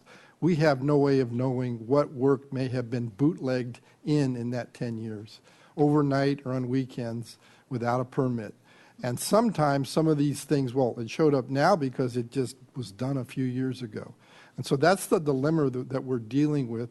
On the other hand, we have seen mistakes in ZIRs where someone just didn't catch something that was in existence 10 years ago. But, by and large, I would say we're caught on that dilemma of bootlegged work that didn't show up because it didn't exist at the time. And so let me just, without perseverating, just to ask, as a city attorney, it seems like you recognize that there is a problem that pops up from time to time where one of our employees may have not noticed something, or they just let it slide, or who knows what it is. I doubt that they let it slide, but something like that. And then it didn't show up until the next CIR. And do we, without revealing it right now, do you have any idea or some suggestions as to in your pocket there that we could use to help make this a more fair playing field for everyone? Well, Councilmember House, since you put me on the spot, yeah, and we've actually suggested this in our meeting with the realtors. The biggest problem I heard in those meetings was mistakes made on ZIRs that were messing up escrows. And our response was, we can create a very expedited appeal process that involves the staff people at higher levels of community development and or the city attorney's office that can get to the bottom of these mistakes, I would say within a few days, and make what I would call a fairness ruling. And I say this because I'm involved in code enforcement for 30 years with the city. When I was first hired, one of my biggest responsibilities was code enforcement, and I've either done code enforcement or supervised code enforcement for 30 years here. So I know a lot about this subject. And when a case has been referred to the city attorney's office, we've always felt we had the authority to resolve something in fairness. And it's, no, we're not going to require you to go to the ABR and get something that was built 30 years ago possibly get approved. Or no, we're not going to require you to get a modification for something that was built in the 1920s when we can't even figure out what the setbacks were back then. And we will resolve something in fairness. And I mention that because I think this expedited appeal process at a higher staff level could say, nope, we're going to come up with a fair resolution. We're going to write it up, put it in the street file, and problem solve. Or at least, and it may be that the buyer's told, no, this is a real thing you've got to correct. Well, thank you for the preview, and I really appreciate you taking the time to answer that right up front. Ms. Murillo? Thank you, Mayor Schneider. So, Ms. Reardon, you described minor problems. You say a washing machine somewhere where it's not supposed to be. And can you describe when there are actual public safety issues? I think you said something about bad wiring. For the edification of the public listening, what other things do the officers find that are actually create danger? Mayor, I was going to call you Commissioner, sorry. Mayor Snyder, Commissioner, or Council Member Murillo. Our zoning inspectors aren't trained in code analysis, so unless it's blatant, we don't call out significant health and safety issues. But one of the concerns with like conversion of basement space or attic space to bedrooms, or maybe we've had instances where on the archive plans it calls an area a study, and now it's being used as a bedroom. Well, there's emergency exit requirements. So the window, there's requirements of how high the window can be above the finished floor, how the dimensions of it, and we don't have the knowledge to be able to say that it's okay or not on the field. We just call that out as an issue. So in that kind of instance, that is a health and safety issue because for emergency exiting. Another instance we've seen is porch enclosures, and the way they're constructed, whether they're fire rated or again the doorway, if it has the proper header and that kind of stuff, that could be a health and safety issue. Can you say that? What was that word you said? Porch enclosures. Porch enclosures. Okay. Sorry, or patio enclosure would be another idea.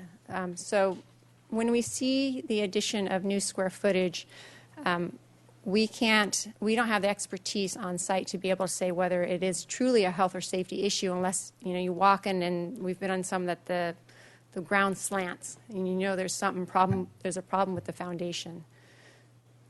Does that answer your question? Yes, thank you very much.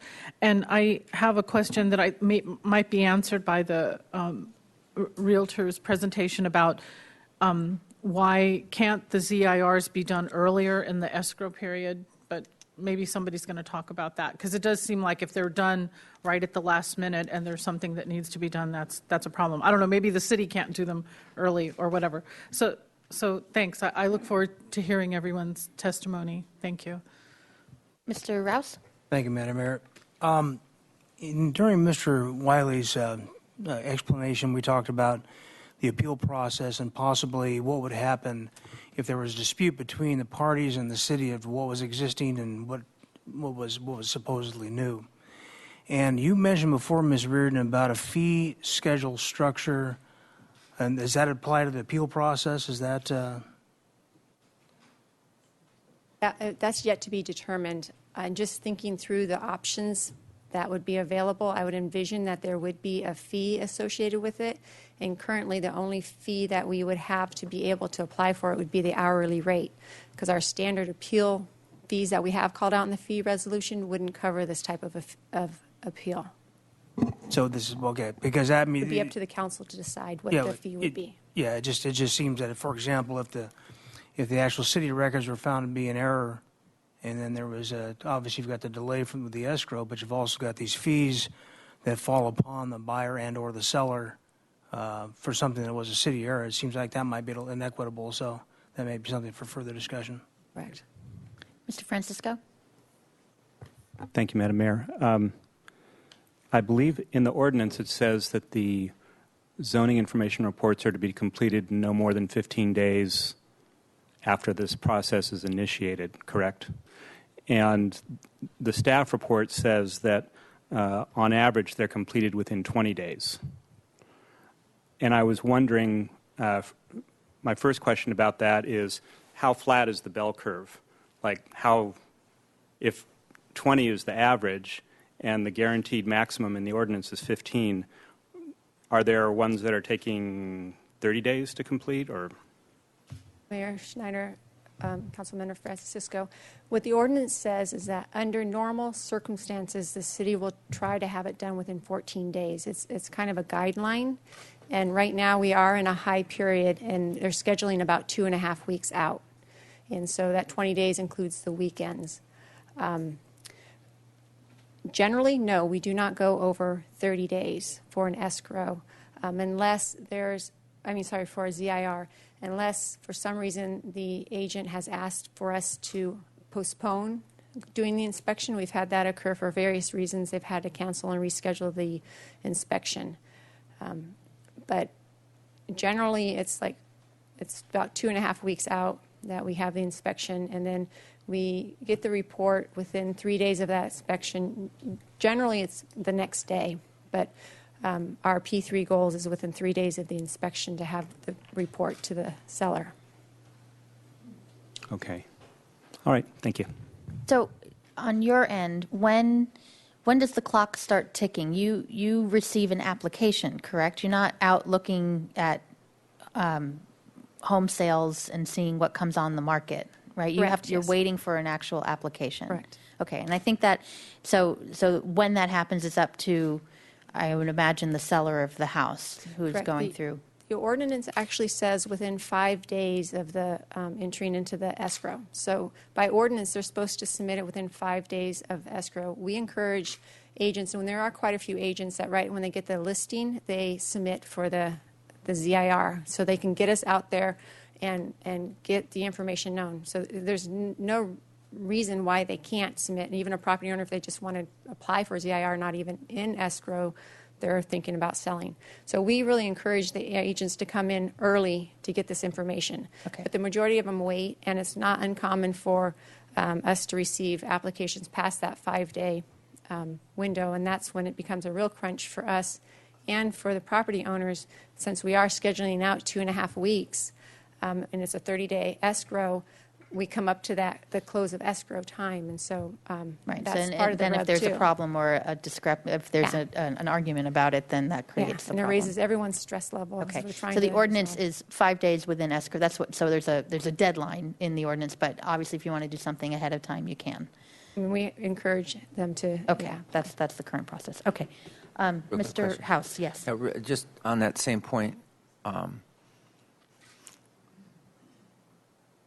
just to that same point that you're mentioning in your answer to Mr. Francisco, the reason for which we're not able to turn these around within 15 days is? The volume. We have one full-time person assigned to it, and she does probably close to 15 a week, and then I have another person doing them half time doing more, and then I call in people. And you can also pay for what's called an expedited ZIR. It's double the fee, and you'll get it within 5 days.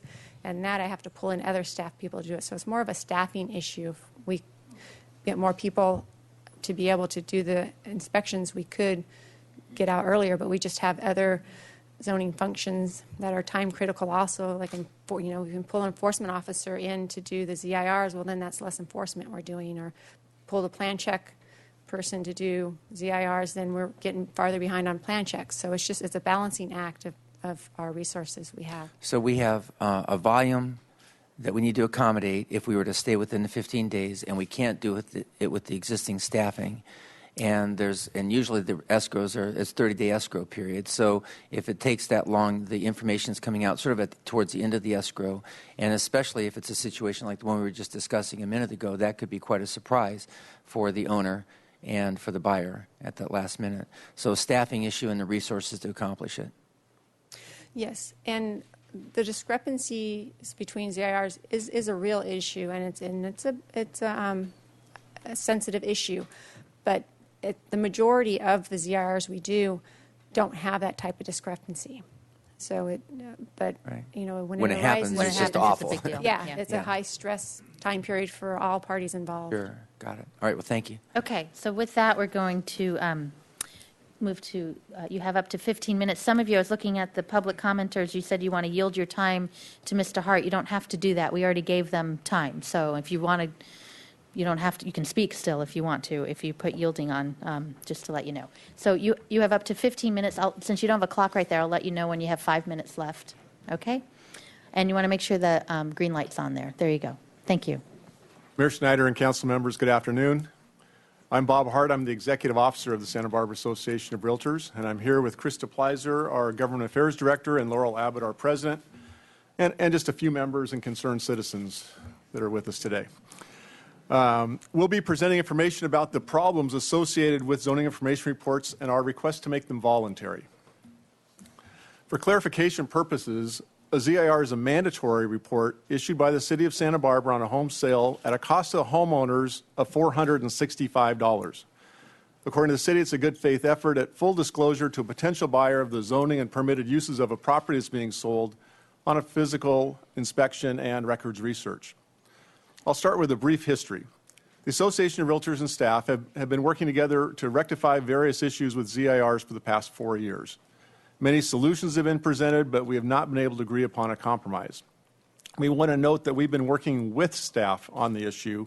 However, they are required to work within the policies and ordinances that are adopted by the City Council, and that's why we're here today to look at a change by amending the current ordinance. Back in the 1970s, realtors actually instigated and fully supported the creation of ZIRs, which were originally created as an informational report to disclose information about a property to potential buyers. These reports were $25. They were strictly informational, and any potential violations were not enforced. This was during a time of buyer beware, and disclosures were not the norm during a transaction.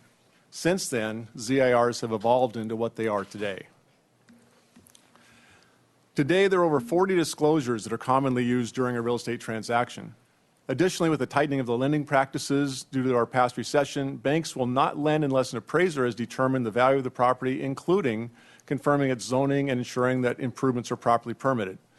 In addition to the appraisers, there's also multiple inspections being performed during the transactions.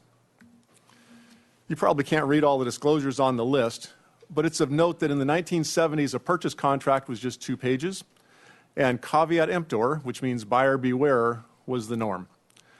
Not one of the disclosures that we're using today that's on this list existed when zoning information reports were first introduced. This slide also may be a little hard to see, but it's a brief historical timeline of the past 4 years of our joint efforts with city staff to remedy the problems revolving around the ZIRs. As you can see, we've met with city staff and/or city officials approximately 20 times over the course of 4 years to discuss the issues and potential solutions. Although we have a very good working relationship with city staff and officials, we've been unable to agree upon a workable solution for issues that face Santa Barbara homeowners.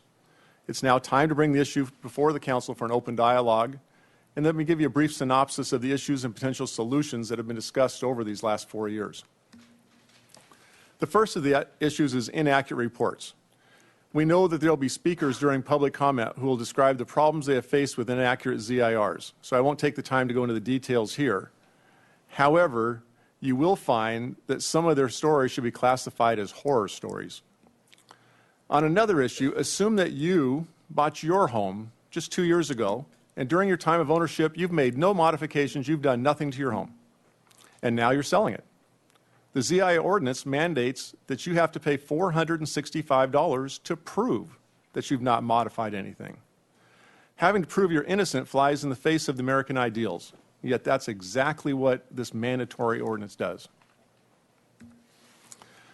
Our research has shown that less than 5% of the jurisdictions in California require point-of-sale zoning inspections. Of the few cities that have any type of similar program, Santa Barbara has the highest cost, and the second highest cost that we could find was less than half of what Santa Barbara charges, and in most cases, much less. In addition to that upfront cost of $465 for the report, additional costs arise to the homeowners if the report needs to be corrected. There's also the potential of a substantial loss of property value if a new interpretation of a zoning report disallows the property's historic use. For example, a recent zoning report concluded that a property was a duplex when 2 prior zoning reports and the tax collector all considered the property a triplex. The result was a huge drop in that value of that property. On Thursday, a realtor told me he had just ordered a ZIR and was given a date 40 days out. He called to see if he could get an earlier date and was told that the only way he could get an earlier date was to pay a double fee and get an expedited report. So slow reports are $465, but an expedited ZIR is $930. If the city's goal is to ensure that all homes in the city are in compliance, then point of sale is not the most effective mechanism. Based on our research, it'll take more than 17 years to evaluate half the homes in the city. Pushing that on out in 27 years, the number of homes that will have sold will only be at 60% of the homes in Santa Barbara. Also, within that time frame, some of those homes will have turned over 5 or maybe even 10 times, which will require a new zoning report every single time it sells. You know, we know that moving is one of the most stressful things in life, and as realtors, we work very hard to make the process as smooth as we can for our clients. One thing that we strive to do is to give certainty to the clients as to their move date. So many things happen upon the close of a transaction, not the least of which is physically moving your possessions. Often movers have very little flexibility in dates, and a change in the closing date can cause a major disruption. At times, the seller of one property is buying another, and one transaction can't close without the other. It has become all too common that zoning information reports are completed only a day or two prior to the scheduled close of escrow. Per the purchase contract, a seller must provide all required reports to the buyer within 17 days, and the buyer has a right to cancel until 3 days after all reports are provided.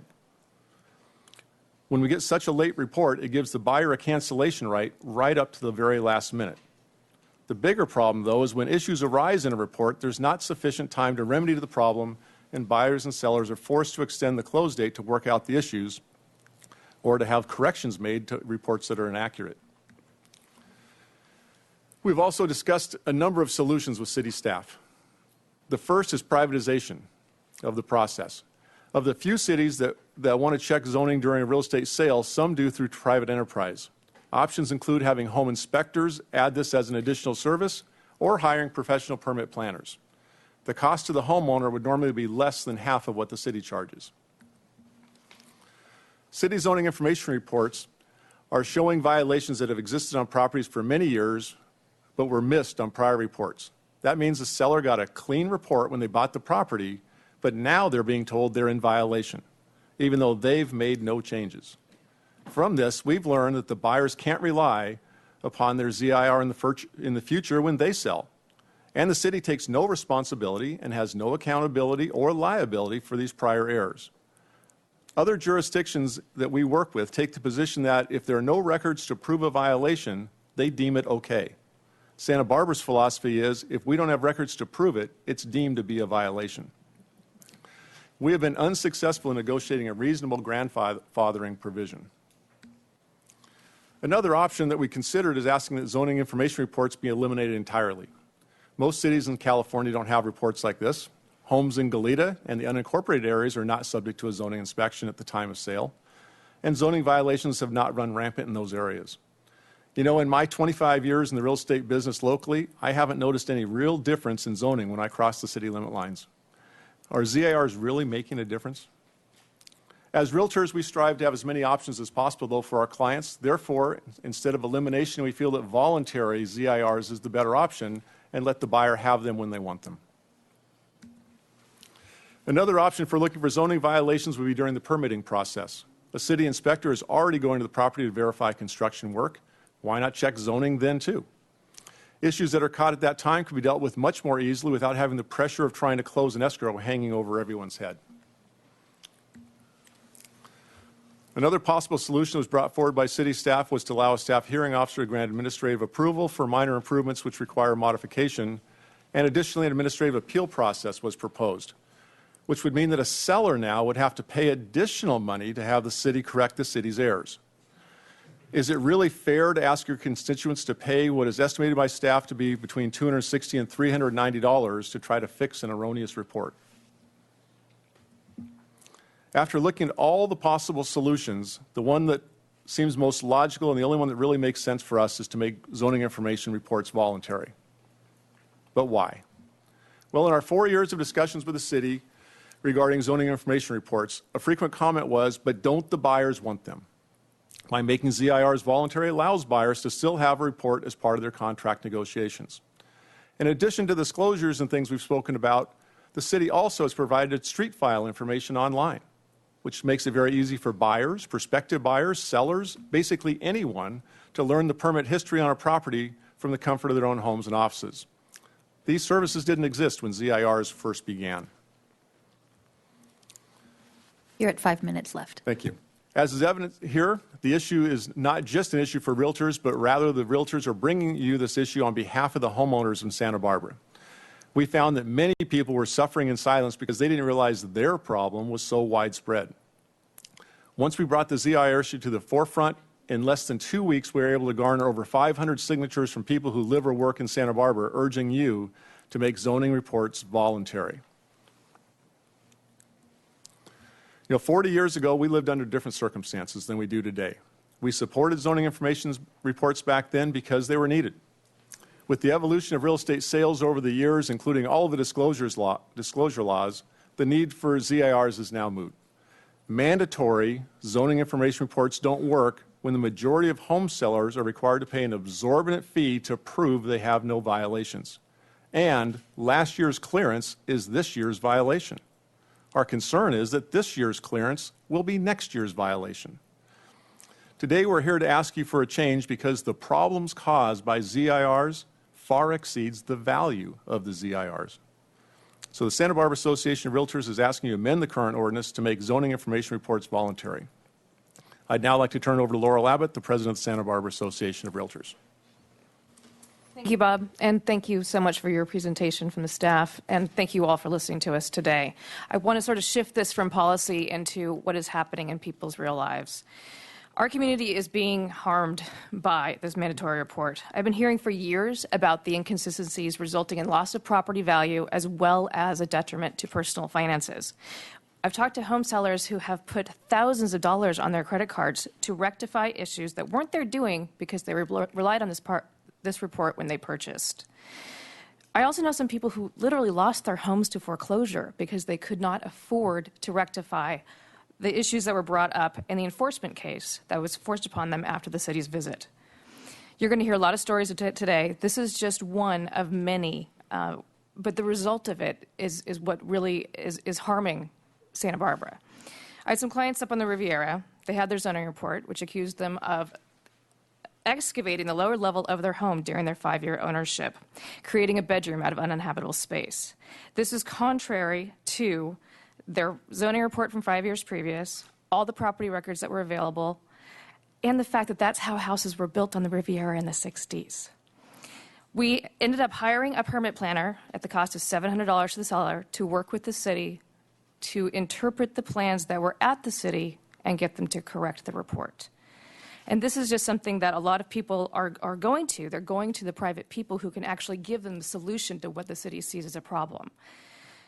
These people who had to go through this were so stressed out by this situation.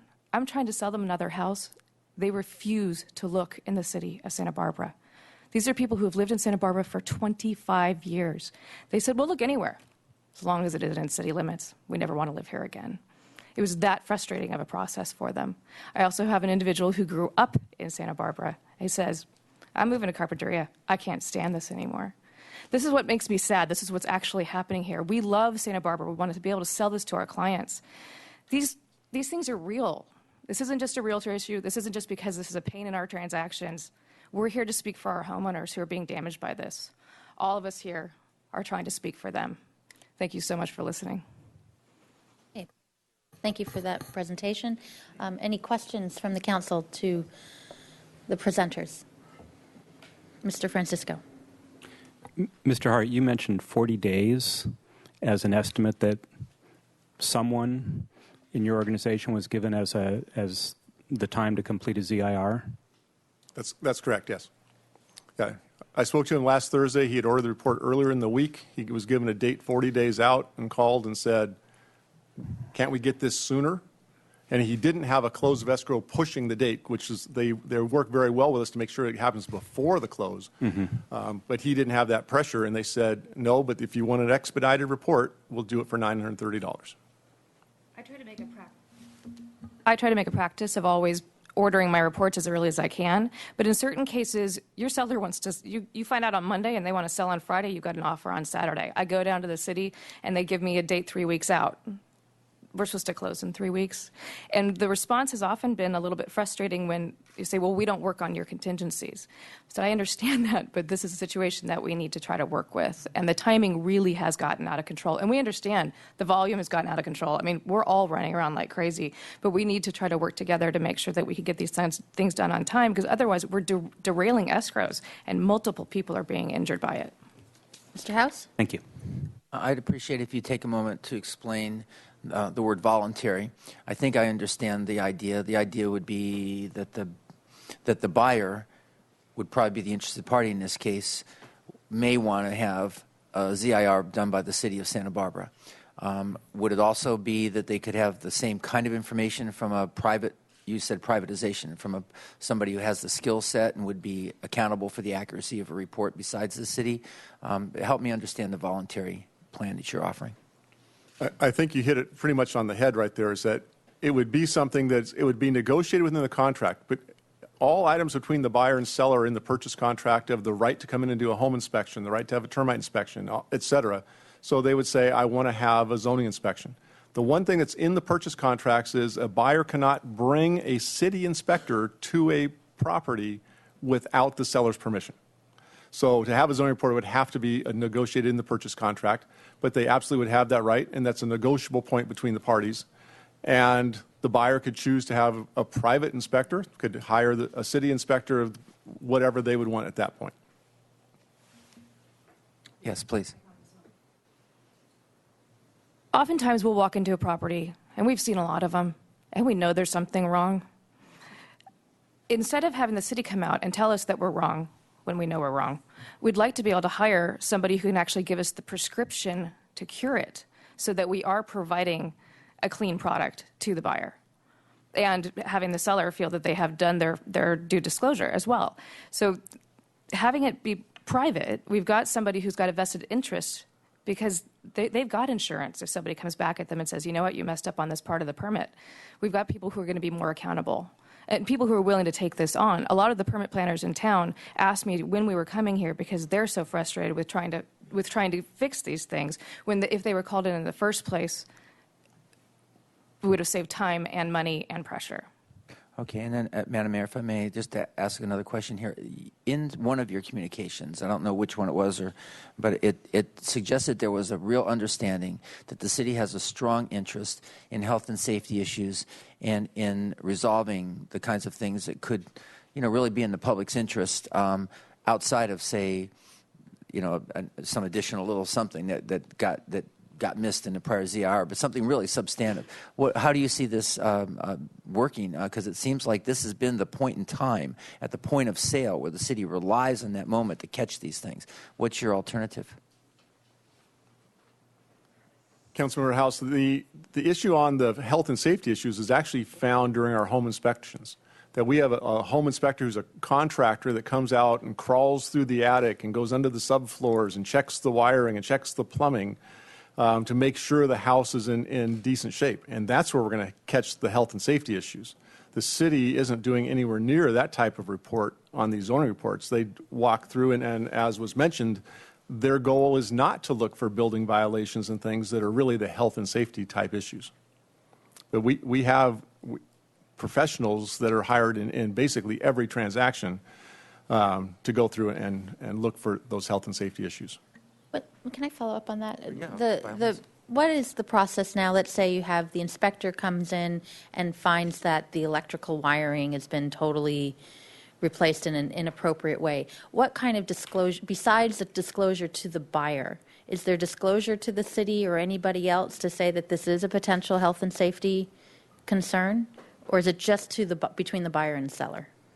It would just be, the inspector would be doing the inspection on behalf of the buyer, preparing it for the buyer so the buyer can decide whether they want to continue purchasing the home, ask the seller to make repairs, et cetera. But it does not go to any governmental agency. Okay, so to follow up, I think, on what Mr. House is saying is if in your proposal ZIRs become voluntary, and one of the concerns the city has is to catch health and safety concerns, if there was any kind of mandatory reporting of something that was unsafe, like something extreme, like electrical wiring, would that be doable, workable? Would that create other problems? Have you thought about that? Because I think the issue is if it goes voluntary, there are some major things that do get caught on a health and safety issue that wouldn't at all from the city point of view in terms of enforcement later on. If I may respond to that, the city doesn't catch any of the health and safety items. They check and see if we've got smoke detectors. Your staff cannot possibly look at a panel, an electrical panel, and see whether or not it is appropriately wired. So they're not catching the health and safety items. Okay, our inspectors are. Well, and if Ms. Weiss, Just if to you clarify, when the improvements on a property don't match the building plans available from the archives or the building permit record, then we notify in the ZIR that the improvements on the property don't match the record. We can't find permits for certain things. So if there's a room addition, an enclosure, an understory where there are no permit records, we view that as a health and safety issue. Without a plan by a professional demonstrating compliance with codes and an inspection, the presumption is that the health and safety issue has been identified due to the lack of permits. We don't know if when we see the understory bedroom that it will meet code or what exactly the discrepancy in the code is. And that's correct to say that our inspectors can't visually determine if there is a code violation. What we're determining is whether or not there are permits on record for the structures, and therefore that's a question as to whether or not there's a health and safety issue. Madam Mayor, if I just go ahead. want to just finish that. So, again, to the presenters, and I really appreciate your answering these questions this way because it's the constructive dialogue we need.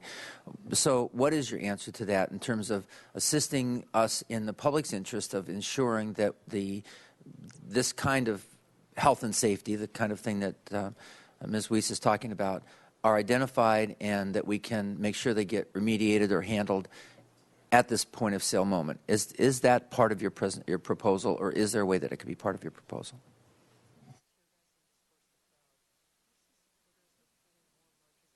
We don't have a part of our proposal to say let's add now some other layer of government looking at these properties.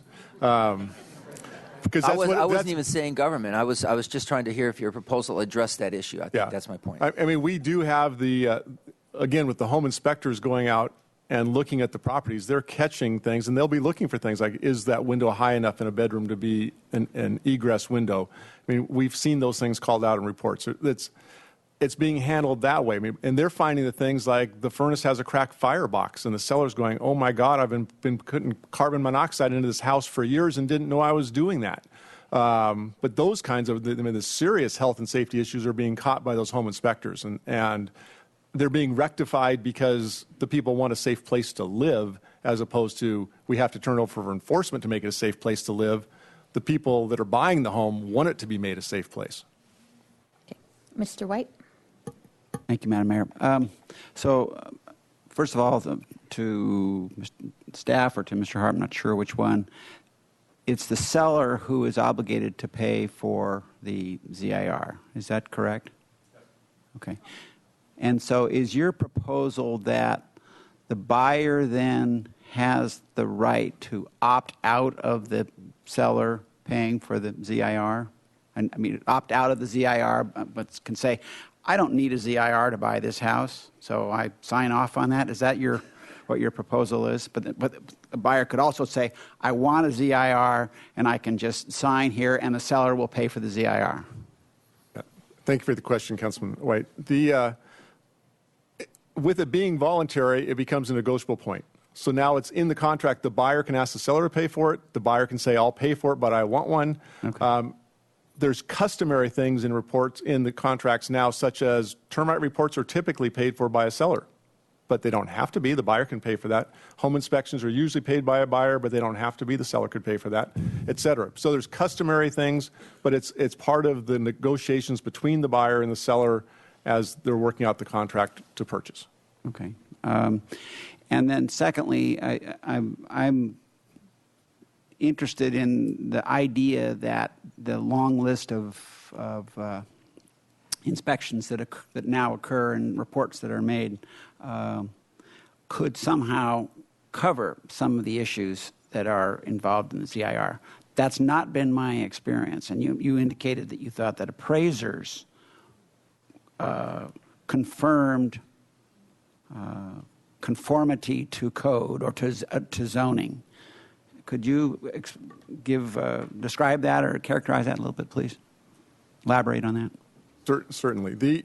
In the past, the appraisers weren't doing that, but as lending really tightened up, the lenders are making sure that every I is dotted, every T is crossed, and so the appraisers now are checking the records. They can go right online to do that, to make sure, gee, we see this, we're not sure if it's permitted, let's check to make sure a permit was found, et cetera. And they'll bring up issues to make sure that there's proper collateral for the lender, that the value is actually there in that property, which includes having things being done that are legal. Okay. I have never seen an appraisal with that involved, so that would be, I'd appreciate you sending me one along the way. That would be great. Mr. Rouse? Thank you, Madam Mayor. Mr. Hart, when you talked about in your suggested solutions to these issues, the privatization done in San Marino and Pasadena, in those communities, is the ZIR required or is it optional? And those are two of roughly 10 cities that we found that they have mandatory reports. And so these private endeavors then become part of the official civic record? Yeah, we have someone here who used to be in Pasadena. We'll defer to the expert. This is Kyle Kemp. Good afternoon. In San Marino, it's privatized, and it is actually a better report because the inspector actually goes out. It's a contractor that's licensed, bonded, and approved by the city to do so. That person actually goes out and actually takes photographs, documents the file, even more detailed than we do here. Pasadena, it's not privatized. So in those circumstances, if there are discrepancies, say 5 years down the road, when somebody tries to pull a permit or turn the property over, is the city then, do they indemnify that EIR or is it the GIR or is it the private contractor? How is that handled? Who's responsible and who actually bears the responsibility? The inspector is taking on liability for the accuracy of the report, and actually his E&O is under jeopardy if it's inaccurate. But somehow there's got to be a dovetail between for example, the building department. If I pull a permit, once I have this private document, correct, and the building department says, "Well, I'm not sure that was there," and you have to remedy this before we allow you to pull the permit. I'm just kind of wondering in that, because I find this intriguing. I wonder in that circumstance what the remedy is and how that's resolved and once again, a private contractor can be no longer in business at that time. I mean, and so currently right now, they where are can't we sue in the this? city. I'm sorry? You can't sue the city anyway, according to our attorney. I'm sorry, one more time? Well, no, if you were trying to get it, if there was a mistake on the report and they go back to get it rectified or get some remedy, currently right now, because of the city of San Marino's probably falls on the same guidelines we do, that you can't go get remedy from the city. So when I say remedy, I'm just trying to pull my permit. I'd like to go forward with my project. The city says, well, no, you have to cure this discrepancy first. That's my point. Where does that go? You say the inspector said that thing wasn't there. and the city says, or was there, and the city says, no, that wasn't there. You put it in, and back and forth. I go, well, no, I've got it on my record. I mean, at what point in time does the city accept that as part of the permanent record, or do they say It just falls under the same issues we have here, where you've got a discrepancy, and it would fall on the city to determine whether it was accurate or not. All right, it's just because I think it's an intriguing idea, but I'm just kind of wondering where we're going to get to in this process. And I went through a long process with the city of Pasadena on a similar issue. City of Pasadena determined that their records weren't good enough to determine whether the previous inaccurate zoning inspection was correct or not. And so they drew a line, and they picked a date that they could feel comfortable saying, okay, after this date, we can say that we have good records. Prior to that date, we can't say that. So we're choosing that date as our line, and they made a determination that they would grandfather in anything that was previously approved. And they felt they had liability. All right. And that's why they chose to do that. Thank you for that answer. I think the difference with what you're talking about is someone who wants to pull a permit, they already bought the house.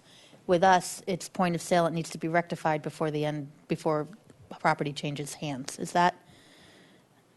No, I'm Okay. I'm talking about, because the ZIR does come into play if you're trying to pull a permit or to change your structure, long after escrow's closed, long after the rest of the players are out of the room, and the city says, well, no, that's not going to Right, but if it's a privatized station, the city doesn't know that problem existed until the new property owner now goes to get a permit. Well, that was my That's the point in di- my yeah, question it's a about the timing issue. dovetailing in the city record, the civic record. Right now, a ZIR becomes part of the city record.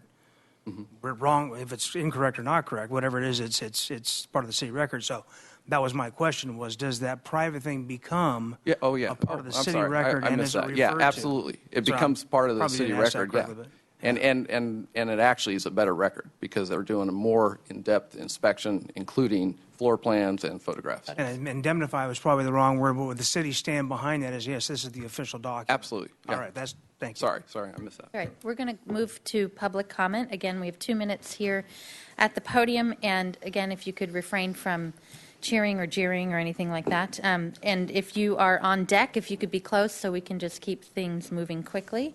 We'll start with Sarah Wildwood. And then Elaine Abercrombie, did you want to speak because you put yielding? You're yielding it to Isaac Garrett? Okay. So did you, before you start, Mr. Garrett, did you submit a speaker slip? Okay, so you'll be next. Ms. Wildwood. My name is Sarah Wildwood, and I've lived in Santa Barbara for 48 years, and I've been a realtor for 9. And I am addressing you today. You might want to imagine me with a little Lorax mustache, because I speak for the citizens. I am in opposition to making our ZIRs voluntary. We need ZIRs to prevent illegal modifications to property that randomly changes the nature and character of our community and puts residents at risk. For example, we have homes on the market today that say this is a house and a guest house. When you talk to the realtor says, oh, yes, it's a guest house, but it's not really permitted. The bathroom and the kitchen are not permitted. So that house immediately loses value. It's not really marketed as a guest house, and a buyer who wants to buy it with a voluntary ZIR is taking on the liability that the previous owner, the seller, did to the house. Most of the issues involve garages with kitchens and bathrooms put in them, upstairs areas with kitchens and bathrooms put into closets, stairways that you have to get up to like this so you can get into the illegal dwelling unit.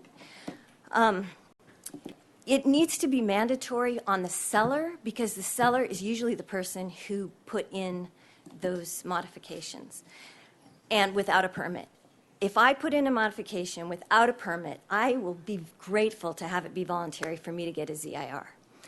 The other thing is that without ZIRs, all modifications can be made without permits, and the city and unsuspecting buyers don't know whether a home has substandard plumbing, electrical, or structural modifications or is in violation of zoning laws. Mostly R1 homes are for single-family residences. That's why San Roque is so beautiful and Samarkand is so beautiful in the Upper East. You We wind up, don't please? allow dual. Am I done? You need to wind, yeah, but there's a timer right there, so you can just wind up your sentence. That would be great. Okay, so I think we realtors have a fiduciary duty to both property owners and potential property owners to ensure that all material codes and facts are disclosed, and only the city can adequately research their files and inspect property to determine if illegal modifications have been made. Thank you.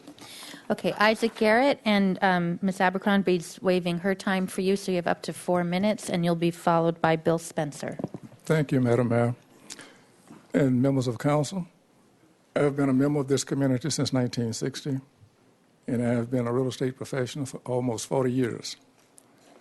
I was involved in the original CIR, and in fact, it was a welcome instrument at that time because there were no other instruments that the agents or the buyers could rely on as far as accurate information as far as the condition of the property. And at that time, it was the buyer beware. And a lot of the agents was playing that game. Even though we had the code of ethics at that time that the agents were supposed to abide by, there was many who were not. Since that time, there have been many required information reports and disclosures. And in fact, every time that prior to me taking a listing, I have a pre-printed list of 30 disclosures that is required, that must be filled out. Some of them by the agent, and some by the seller, and some by both. And I listened to the staff's presentation. If you are willing, I will provide you with a copy of these disclosures. And in those disclosures, if you fill every one of them out, as they should be, there is nothing in that ZIR that these reports wouldn't reveal. And in fact, some of them is completely redundant, but they are required to be filled out. There are some that is voluntary, but the sellers and the agents also get their clients to fill those out as well because of the fact they don't want any liability after an escrow close. And they want to make sure that they do their due diligence. One example, if you go through the transfer disclosure statement that is required, it asks specific questions. Are there any zoning violations? Are there anything that you know of? And in fact, even when we do a hazard disclosure report, there is an additional report, as they call the clue report, which that includes if there has been any water damage to the property, any claims been made in recent years, etc. And as far as health and safety issues, you have a number of reports that has been indicated by Mr. Hart in his presentation. When your appraisal now go out, they're going to do a pretty thorough job than they have done in the past because the lenders now are looking for safety issues as well. And in fact, most lenders now want to see every report that was a part of the contract. And they go through those reports, and if they see or believe that there are health and safety issues, they are going to require that they be mitigated, or they won't fund that loan. So, to make the report voluntarily, I agree with that. It was only recently, to tell you the truth, that I agreed. And I convinced myself that it was the right thing to do, not because the Board of Realtors. I listened to their statements. I went and I pulled several files, and I went through the ZIR report. I went through the reports that we provide.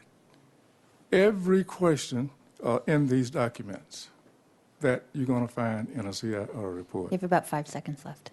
So I would encourage you to make the right decision. Thank you. Okay. Bill Spencer will be followed.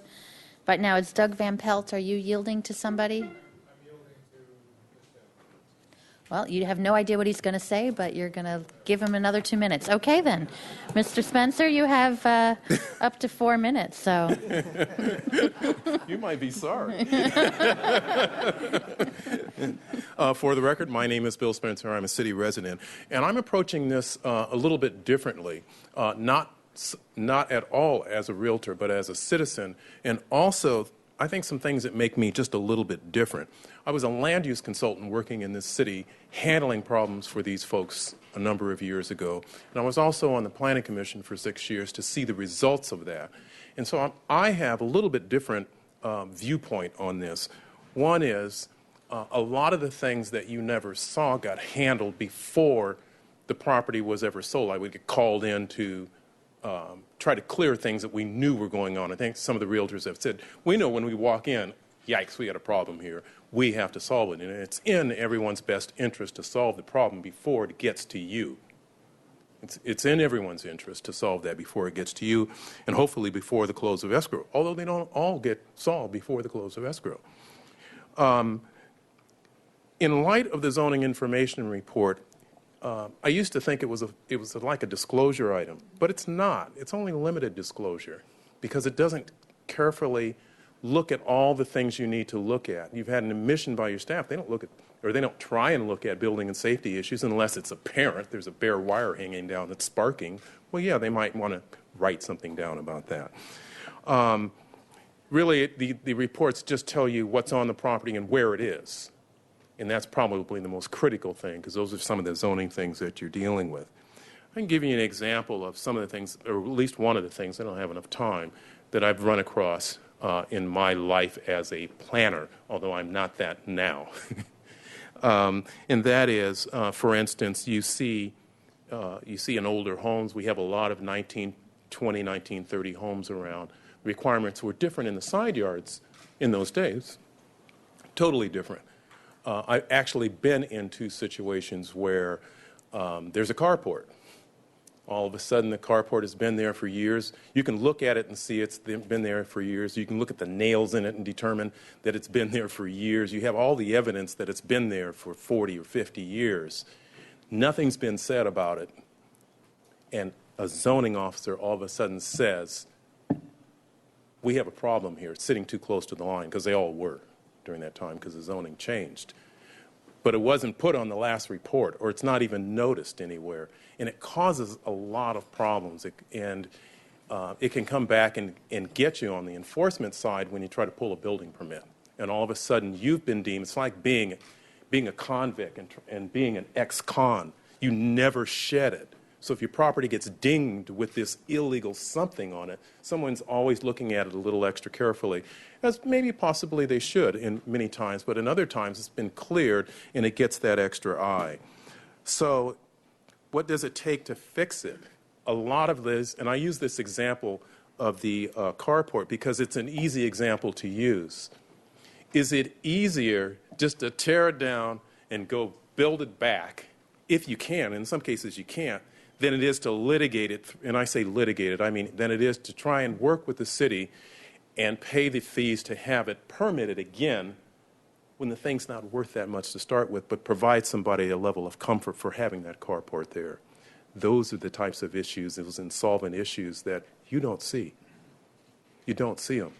Tear it down, get it out of here, clear the escrow. But really, it's changing the value of the home. So those are the things that I've seen both as a land use consultant, and the resultant factor sometimes they ended up in front of the Planning Commission. So you're spending a lot of money to fix a problem that's very small, just depending on the value. So I ask you to think about those things. I ask you to be in favor of not requiring the ZIR. Thank you very much for your time, and thank you for the extra 2 minutes. There you go. Matt Vaughn will be followed by Tony Kira-Ali, if I got that right, I hope. Thank you, Madam Mayor and council members. My name is Matt Vaughn. I'm a real estate broker with Suncoast Real Estate. I've been transacting real estate in Santa Barbara for 32 years now. I just have 3 small points to make. One is between the 70s and the 2000s, since we've been doing zoning reports, I think there's a lot of older violations that just kind of languish and never get addressed. And continuing to do zoning reports and expecting that we're going to cover the inventory, the housing stock of Santa Barbara in 40 years or 80 years or whatever it would take is kind of meaningless. We're never going to get to that point. And there's going to be new violations that come up on older sales that you're never going to catch. So having a point of sale requirement is not going to protect the public safety. It's not going to weed out all the violations, all the illegal dwelling units and so forth. The second point I have to make is in those instances where you do have illegal dwelling units, they are often being provided to the lower class, the poor, and the minority, the lower socioeconomic strata of our community. And I would argue that these groups are being discriminated against just by the action of the zoning reports and the elimination of those illegal dwelling units. That's oppressive on the minority and the poor in our community. And lastly, I'd like to say that even if I am in favor of making the reports optional, and even if you do so, I'm going to predict that 60, 70% or more of the transactions will request a zoning report because their E&O insurance is going to require us as real estate brokers to get one in order to manage our own risk. Need to wind up, please. Yes, I'm done. Thank you very much. Oh, there you go. Tony Kirali, it'll be followed by, it says Aaron or Charlie Harkey. Good afternoon, Good afternoon.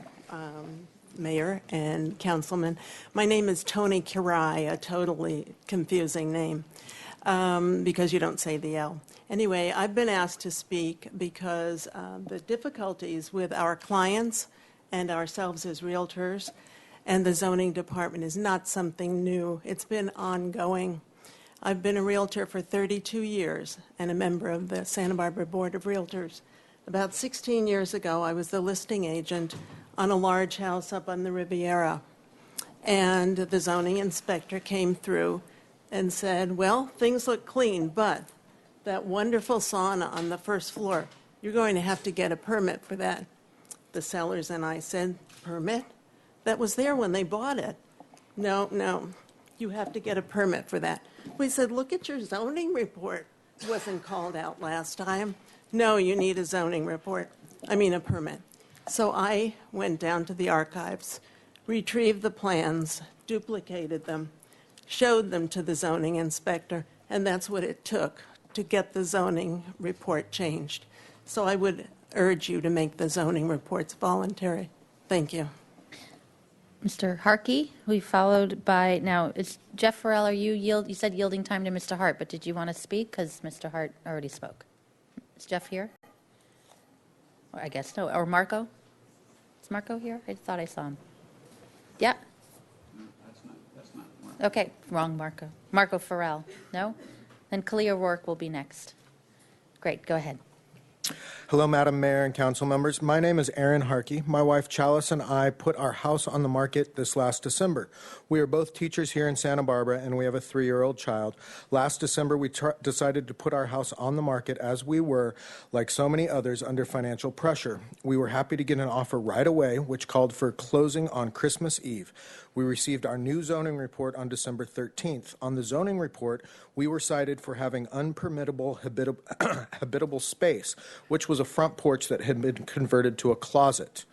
It was an enforcement case, which meant we had to reconvert the closet to a front porch or our buyers had to agree to do it. When we bought our home in 2007, there was no mention of this on our ZIR, nor was there one on the 2002 zoning report. However, we did discover that this violation was noted in 1997. This was a ray of hope for us as we thought it meant that somehow the issue had been resolved. I was told by my agent, who's also my father, that the first thing the zoning inspectors do is read the previous zoning reports and that the violation had no doubt been taken care of with a variance or a modification. Unfortunately, the zoning department insisted that this was not the case, that the previous zoning inspectors had made mistakes. The city is correcting its mistakes and that we were responsible for the city's mistakes. In a minor concession to us, the enforcement part was dropped stopped, but the city made it clear to our buyers that if they ever wanted to get a permit for anything, they would have to reconvert the front porch first.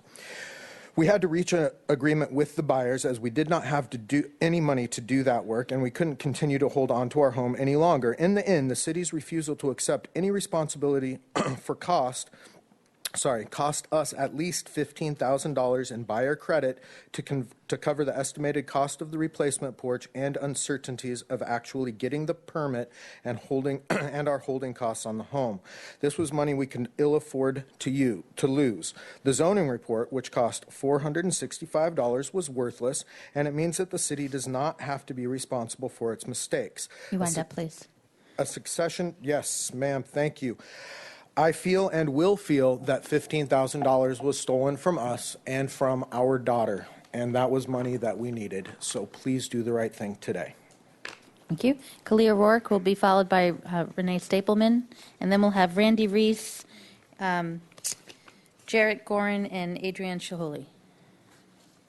Thank you, Madam Mayor and council members. Thank you so much for bringing this to the council today. We're very honored to be here. A couple of things I want to talk a little bit about: timeliness, effectiveness, and then a story if I have time.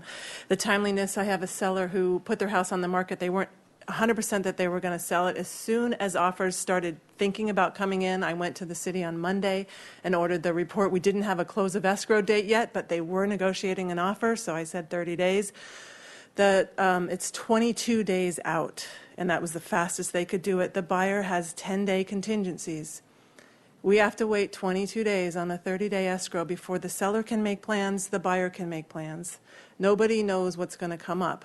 They had a zoning report last year that was clear, but they cannot decide or know if they can move. And for people who have different things going on in their life, that's a very difficult thing.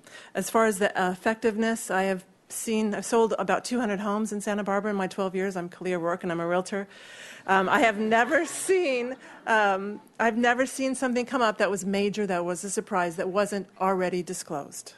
I've seen tiny little things, but they weren't enforcements and things like that. So and it doesn't call out health and safety issues. They are not inspecting plumbing or electrical or slanting floors or anything like that. And then lastly, a colleague of mine wrote a quick story because she had to leave to go meet with a client. She had a seller who researched the old ZIRs during the escrow to make sure nothing came up. After researching past reports and knowing the seller made no unpermitted changes to the home that they are selling, they had no way to find out during escrow how much time, and then they found out that there were problems during escrow. They had no way to find out how much time, effort, and money this entailed to remedy. People are under legal contracts to perform on a timeline.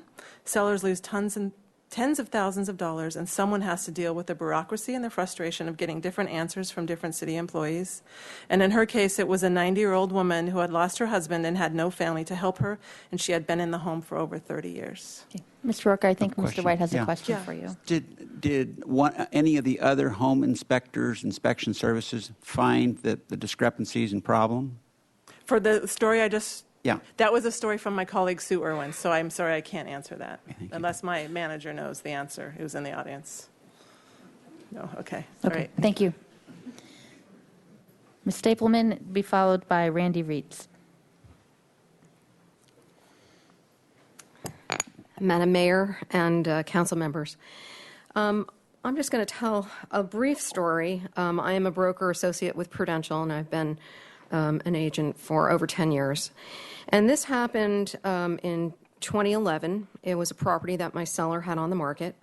He had purchased it in 2007, had a ZIR done at that point, and so we were expecting not too much. Came back, and we were told that the house had been added onto and had illegal skylights, that these things needed to be remedied, whether it was going to have to be, permits pulled or, something. And I said, but he didn't add anything on. I mean, this is really strange. She said, no, I can tell it's been added onto. The house was built in 1930 originally. So I said, this is really bizarre. And so my seller was very upset. And I said, okay, let's gather our information. Let's go down and let's sit down and talk to them. They kept insisting, no, it's been added onto. And I said, now, wait a minute. I said, let me pull out a photo. Here's from the MLS in 2007. The house is the same as it is today. There are skylights. What is going on? Finally, we were told, well, okay, but we're going to have to change the ZIR. And, oh, by the way, we want to see architectural drawings that your seller is going to have to pay for, drawings and to prove that, to show what the house looks like now. Because all they have in their file in 1930 is a hand-drawn box. That's it.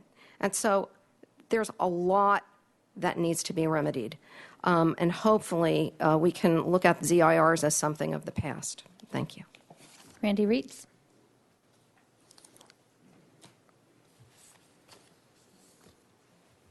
Madam Mayor, members of the City Council. My name is Randy Reitz, and I'm speaking as a person caught in the web of the ZIR. I own a property on East Arriaga Street, 21 East, and I intend to sell that property. I bought the property 39 years ago. It had 3 units at that time. I verified that it had 3 units for at least back into the 1950s as far as I could trace. I looked at the city street file, and there's nothing in the file showing floor plans or permits or anything for the original structure.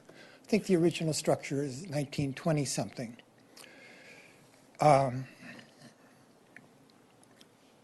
The zoning for the property is RO, and my property is larger than 7,000 square feet. So at that time, I determined or concluded that the property was legal for 3 units. And it's been 3 units ever since. The footprint of the property today is the same as it's always been. So I applied for the ZIR, and in full disclosure, the inspector who did the work on the inspection for me was Susan Reardon. And nothing I say here is meant to impugn her integrity or the competency of what she did. Her report came back and said that she had discovered that in the Sanborn Maps record, my property is shown with a D. The D doesn't stand for duplex, it stands for dwelling. And her interpretation is that means single-family dwelling. Well, I have 3 units on this property. 2 of them are concededly legal. But she thinks the third unit, because of the Sanborn map, is a violation. So the way we left it is that if I tried to sell the property, she would refer the matter to enforcement. If I don't sell the property, we're just going to abide time and see what happens. But there is no discussion about appeals or remediation or negotiations or how I can make this right. It seems like this is a situation where you're making the perfect the enemy of the good. This has been a perfectly satisfactory property for 50 years, and hopefully it will be for 50 more years. But I'm left with the problem that I have here of obviously I can't sell the property, and I have to evict a tenant. I have tenants with a newborn baby. I have tenants that are newlyweds, just moved in. I have a single parent with a 10-year-old child. Who do I tell is going to have to move out of the property? How do I do that? Why do I do that? I don't think that that's consistent with the policy of the city for more inclusionary zoning, for what you've done with the Alma del You're close to Pueblo. 3 minutes. I know Mr. House has a question for you, so why don't you ask that, Mr. House? Mr. Reitz, I think we're all getting the sense of the gravity of the situation. What is it that you would like to see happen in a situation like yours? I know you've got your situation as an example. So what would be your wish? There should be something in the ordinance where there's a finding of a negative ZIR, where there's a methodology that you can sit down with the planners and say, why exactly is it this way? Maybe the neighborhood's changed. Maybe 3 units is better than having 2 units for this property. Are the units safe? Are they habitable? Are they to code? But it's not. They make their decision. It's the ZIR. It's final. It's non-negotiable. And the only thing that you can look forward to is enforcement. And you'd be talking to the city attorney. Thank you. You're looking for some way to resolve an issue like Yes, that. Okay. absolutely. Thank you. Thank you, Mr. Reitz. Aaron Schulman, you're yielding your time to Jarrett Gorin. Is that right? There you are. And Jared, you're next. And then Adrienne Sholey would be the final speaker. Good afternoon, Madam Mayor, council members. I'm Jarrett Gorin from Vanguard Planning. I'm a private land use consultant. a lot of my business over the last 24 months has been problems that were the results of ZIRs, and that came up as the result of ZIRs. The ZIRs they've evolved sort of beyond what their original purpose was, I think. I think they were originally very specific to trying to find second units, and an illegal second unit is potentially a health, safety, welfare issue. And that's a noble purpose. What they've sort of become is this punitive tool to sort of catch a lot of really minor violations. I would say that I look at a lot of ZIRs, and the majority of zoning violations in those ZIRs are not going to make somebody die or get hurt. There are things like, a porch got enclosed, there's a shed that got built. These are minor issues. They don't really affect quality of life or life and safety, or the quality of the community. The standard of care that staff uses when they prepare these ZIRs, it doesn't rise to the level of the standard of care that they apply on all other types of reviews that you go through in the city. They're very meticulous and careful on new projects. The ZIRs is much more casual, and it is sort of we declare it a violation, and we don't really have a lot of basis for it, but it's up to you to prove that it's not. And that's opposite how things work in this country, or how they should work. Even when it turns out that staff is wrong, and staff is great to work with, and they do correct it when they're wrong, but my clients have to pay for that. I mean, it's expensive to prove that staff was wrong, and you don't get the money back when staff agrees that they were wrong. It costs a lot to fix errors in ZIRs. My rate's not cheap, and neither are all the other consultants that are required. To me, there's something that's very Kafkaesque about the fact that the city can use this document to initiate an enforcement case, issue fines, and one of your inspectors in particular really loves to issue fines. He'll fine you, and then he'll fine you again before the appeal period on the first fine's even expired. The city gets to use this for that purpose and say, you're guilty, you need to pay us, you need to fix this. Yet I can't use this to say, well, no, the last report you did, you said right there 12 parking spaces, and now you're saying I have a violation because I don't have 13. That's what this one says, by the way. There's something wrong with that, just fundamentally wrong, and it needs to be addressed. And I think two things that have been brought up here would go a long way to doing that. Number one, the appeals process. If these things were appealable, that's an incentive to get them right. Okay, but the appeals process that's being proposed by staff isn't going to accomplish that. An appeal that my client's got to pay for every hour of staff time on, that's no incentive to get it right, because you're just getting paid to fix your work. By the way, that's not how any other appeals in the city work. If somebody wants to appeal one of my client's subdivision projects, they pay a flat fee of about $200 or $300, and then we get to pay for the appeal and the staff time and everything else. So I think that if there's an appeals process, there needs to be a flat fee. And if it turns out the city was wrong and spends a lot of staff time figuring out they were wrong, the city needs to eat that, not my clients. And that's an incentive to get these things right to begin with. And I think the second incentive is really making them voluntary. If these things are valuable, people will pay for them. If buyers out there and sellers and realtors think that there's a lot of value in these reports, covering them from disclosure standpoints, they're going to still sign up and get these reports. But when you have a product to sell, people buy it if it's valuable. And we have a product that is forced for you to have to buy and to pay for twice if you need it on time. And that's not going to get us what we need. So thanks for your time today. Appreciate you hearing us out. Thank you. Adrienne Shulley, you're the final speaker. Hi, Adrienne Shulley. I've been a realtor here in Santa Barbara for about 24 years, almost 25. And I chair the Government Relations Committee for the Association of Realtors. I want to just talk about one item, timing. We are asking for these ZIR reports to be done in a transaction that is a 30-day transaction. How many things get through the city in 30 days? There are so many things that get involved during these 30 days. There are banks that are very difficult to work with. They have made it almost impossible for our buyers to get loans, even very well qualified. You have people who have to pack and move that are moving to another home. You have pest control companies that need to put tents up for the health and safety of the property. And what is truly happening on the streets is these ZIRs were given 4 to 6 weeks last month is how long it was taking to get a report. You provide your escrow instructions, they're still saying expedition fee, and then finally Susan's jumped in and got appointments that were 6 weeks out when an escrow was closing in 3 weeks. So we're trying to be diligent. We're trying to get the reports at the time of taking the listing, as soon as the escrow is put in, but these reports are still being delivered to us the day before close of escrow, which gives the buyer the right to cancel for no reason. Even if there is not a violation, it is a new disclosure, and a buyer can walk away from that property. We are putting a very huge hardship on our sellers, and that's just on the timing matter. Point of sale is not the time to be doing these reports. It should be done at another time during another function, not during a 30-day transaction. Thank you. Okay, thank you all. That concludes the public comment, unless there's someone here who meant to submit something. Now's your chance. Okay, so it's back to the council. Where do we go from here? Don't all speak at once, but okay. Mr. Francisco.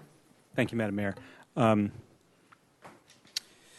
Well, this is a complicated issue, obviously. I think that two things that come up right away for me is one of the main things that the Association of Realtors talked about in their letter to council was the problem of you have a clean ZIR on a property, 5 years later you sell the property, and all of a sudden there's a violation that was not detected in the original one, and the city has no responsibility for that. I understand Mr. Wiley's point about sovereign immunity, and maybe that's a reason for the city not to be doing this.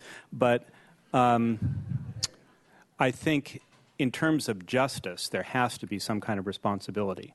Now, one of the solutions that the association proposed was grandfathering.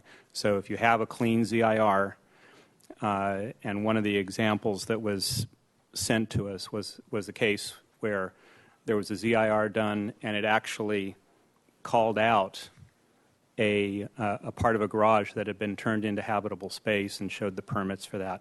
And then a later ZIR that looked at that same thing and said that that was a violation. Now, maybe it was, but it appears that the original ZIR called it out as something that was allowed. So I think that in that case, that's something that should be grandfathered in. If the city made a mistake, it made a mistake. I also think that the idea of privatizing this, if that has worked in other places, and if the person who's doing the inspection is not on city staff, then they are responsible, and they have to take insurance to be responsible for any mistakes that they make. That's something that I think that we should be looking at as well. I understand the constraints at time of sale, and obviously when there are lots of sales going on, we can't immediately ramp up city staff to take care of that extra volume.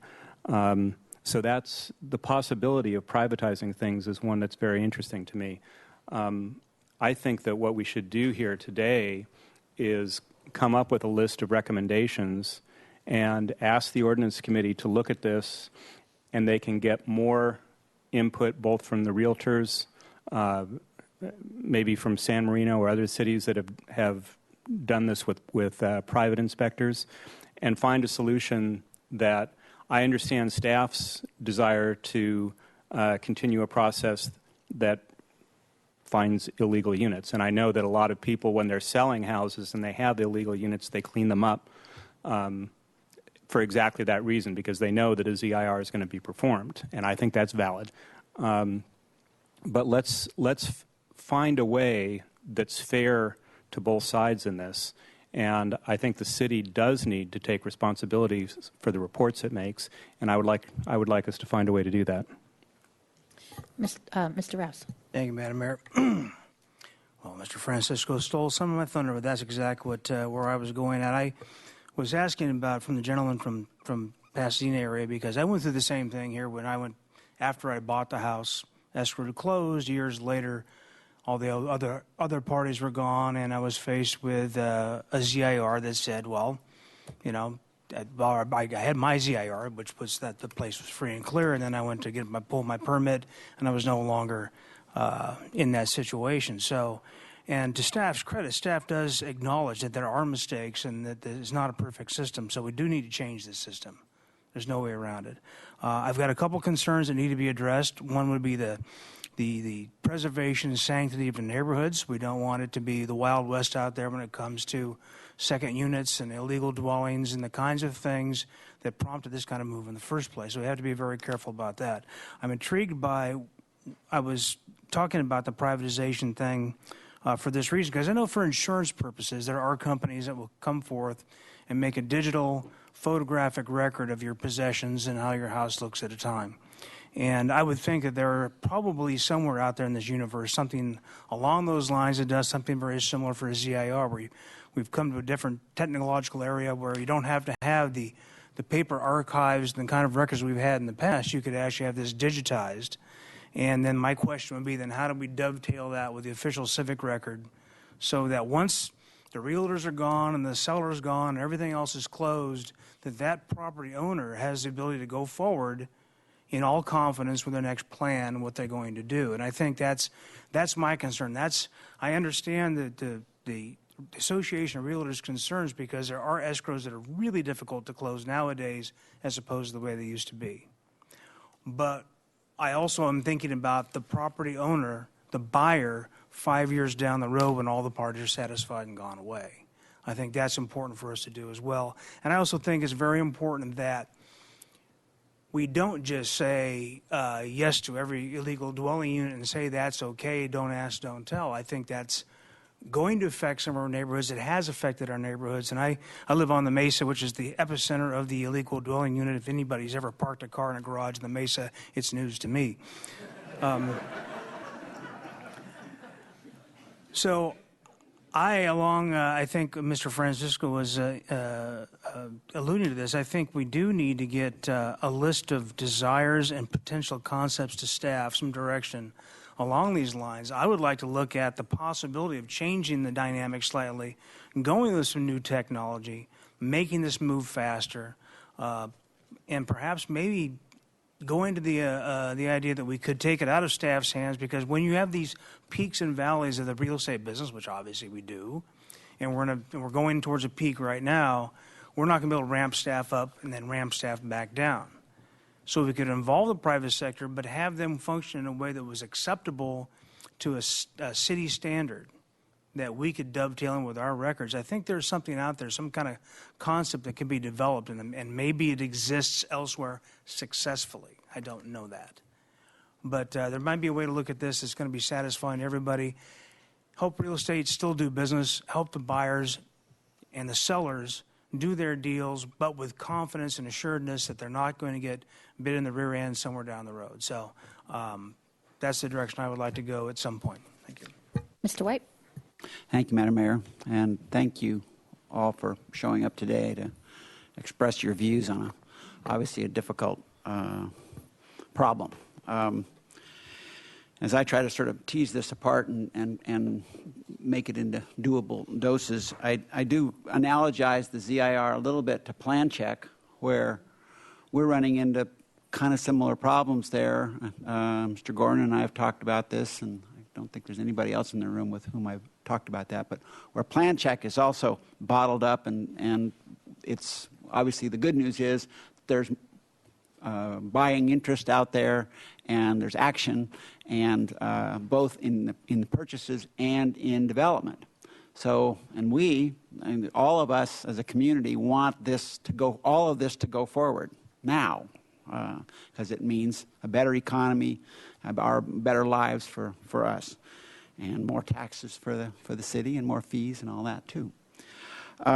So the notion, and in Plan Check as well as in zoning information reports, we're hearing in Plan Check it's fairly well established in a lot of jurisdictions that privatizing or contract plan checking goes on as a fairly common process, and it's a safety valve where, you know, instead of hiring new staff to take a ramp up, you can. One of the options that a developer has or a homeowner has is to go to the privatized plan checking, and it's so that notion, that concept is one that I know it's not going to the option necessarily, and I'm not ruling anything out here, but we're just trying to find ways to get the basics done of timely escrows is so critical, and good knowledge. Those are kind of two basics here that we're having trouble with. I didn't hear, and I asked Mr. Hart this question, and also one of the realtors, and in my experience, I haven't gotten zoning clarity out of the private inspections. I haven't. I want someone to show me a package where that's come forward. I just haven't experienced that, and I think that there is benefit. There is benefit to zoning clarity. It's helpful over the long term. And obviously, this business of 20 plus years ago, it sounds like there was a bunch of, and staff alluded to this too, that there was more sloppy work done here, and it's in the file, and we all get stuck with it as kind of like a legacy thing when we come forward and with a tougher environment now. So, Mr. Francisco brought the idea of, okay, if the ZIR brings up something, it's grandfathered in. There's obviously going to be some bad instances there where it's a health and safety issue. And that's, that ain't going to happen, where if something is a health and safety issue and it was overlooked, that's not going to work over the long term. And so, of course, I'm delighted to have the Ordinance Committee struggle with it for a while and see what can happen to make this fairer, timely, and I asked questions about buyer and seller. Seller pays for the ZIR. Does the buyer have the right to say, I want it or I don't want it, but that the seller is going to pay for it? That's an area where perhaps the Ordinance Committee could look at that and see whether there's some opportunity there. The only way that I have seen the closest thing to real truth to come out of a zoning question in a transaction is with an ALTA report. That's the strongest document that I have seen going forward with putting everything on the table. They're expensive. They're just plain old expensive. But that's the one place where I have seen people peeling back more of the layers and getting down to the heart of what's legal and what's not on a piece of property. The second unit element is one of the most important pieces of this. I know Mr. Vaughn was saying that this is discriminating against folks who have an illegal second unit. Well, the problems that we see with health and safety around second units, and which you have all seen as well, it's like there's some really funky ones that are put out there, and they're dangerous ones, and that is clearly an area where everybody needs to pull on that, or to make sure that what units out there are safe and truly habitable. So I am open to making the system more efficient. The notion of the privatizing is one. I mean, if another one is if the buyer doesn't want to, is open to letting go of a ZIR, if that's something that may be worth considering. And if Ordinance Committee wants to wrestle with this for a while and see what, or what, I guess it's whether this council wants Ordinance Committee to do that, then I'm open to that idea. Mr. House? I'll just start by addressing that very last comment as the chair of the Ordinance Committee. Really, the more direction that can come out of this conversation today. So if you're thinking about things that you want to have discussed or a direction to be explored, as you just mentioned, privatization or whatever. But please, please assist us now or between here and there, because this could get pretty crazy and could go off way, scope creep could occur. Listening to the commentary today, and I really appreciate all those who spoke, including the first speaker who, just stood right up there and said something that many of you wouldn't agree with, and I can really see this important balance that we have in front of us. I don't think it's acceptable that the city's not accountable for the accuracy of ZIRs. It's just not acceptable. And there may be legal reasons why we protect ourselves and the citizens of the city and the governance here in a way against frivolous, claims of liability or something. But, if the city is not accurate at that point, so much hangs in the balance. And the ramifications aren't just even for that immediate moment, but they go far into the future and they reach back into the past. I think it's critical that we're accurate and that we work on that. The timing, it's not acceptable that we can't turn this around in the kind of time frame that works within a 30-day period. Last minute is not acceptable. And I mean, obviously our staff is doing the best they can with the resources and the staffing that they have, but that bears on the full cost recovery approach. $465 is paying for something. It should pay for accuracy and timeliness.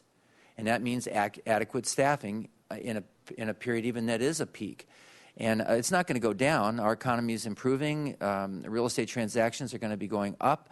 And so we need a scalable system of some sort to be able to adapt to those changes. And that privatization actually is one of the few times where you'll hear me say this, I think, that actually has some appeal there. There may be a way, if we were to have somebody who was have a way of the licensing, I think was already mentioned, where there's something at stake, just like with a building inspector for the accuracy of a report. There's an insurance requirement, so if there is a cost associated with an inaccurate report, there's a place for it to be borne.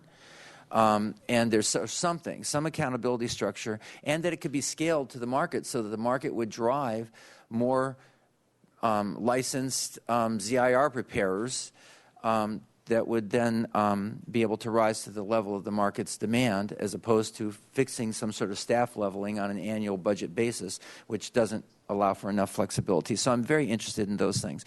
There has to be a methodology for resolution of situations like the one that the gentleman mentioned here. And I would hope, by the way, that since he took the trouble to come and talk to us about that, that the staff would respond to try to take on that particular case and to help him resolve that, because it is alive and current, and it's an example, but it is a particular case after all. An appeal, a low flat fee, just like any of our appeal processes, even there, when we find out that the city has been culpable, the costs that are associated, the direct costs, like the cost of the appeal fee or the ZIR itself or something, there should be some, understanding that cost should not be borne by the person making the appeal when it was the city's mistake. I mean, it just doesn't seem right at all to me. This goes to the basic fundamental issue of fairness, which we discussed earlier. And I appreciate, Mr. Wiley, your reflection on the fairness doctrine. We kind of operate on that here, and we try really hard to do that.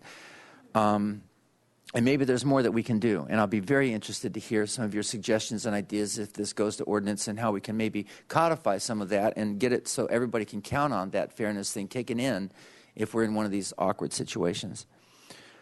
I was fascinated by one speaker's mention. I think all of us are recognizing this. The lenders, the banks, the finance institutions have gotten so tight. I mean, they're clamping down at any little irregularity.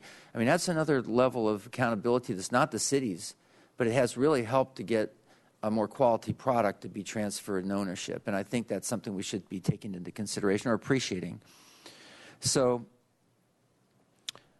timeliness, accuracy, and accountability, the three big principles here, and then ultimately underlying that is this customer service thing that we didn't say out loud, but I know, and I've heard enough in the anecdotes that have been given to me by the realtors and by friends. Many of you are friends of mine, and we've talked, and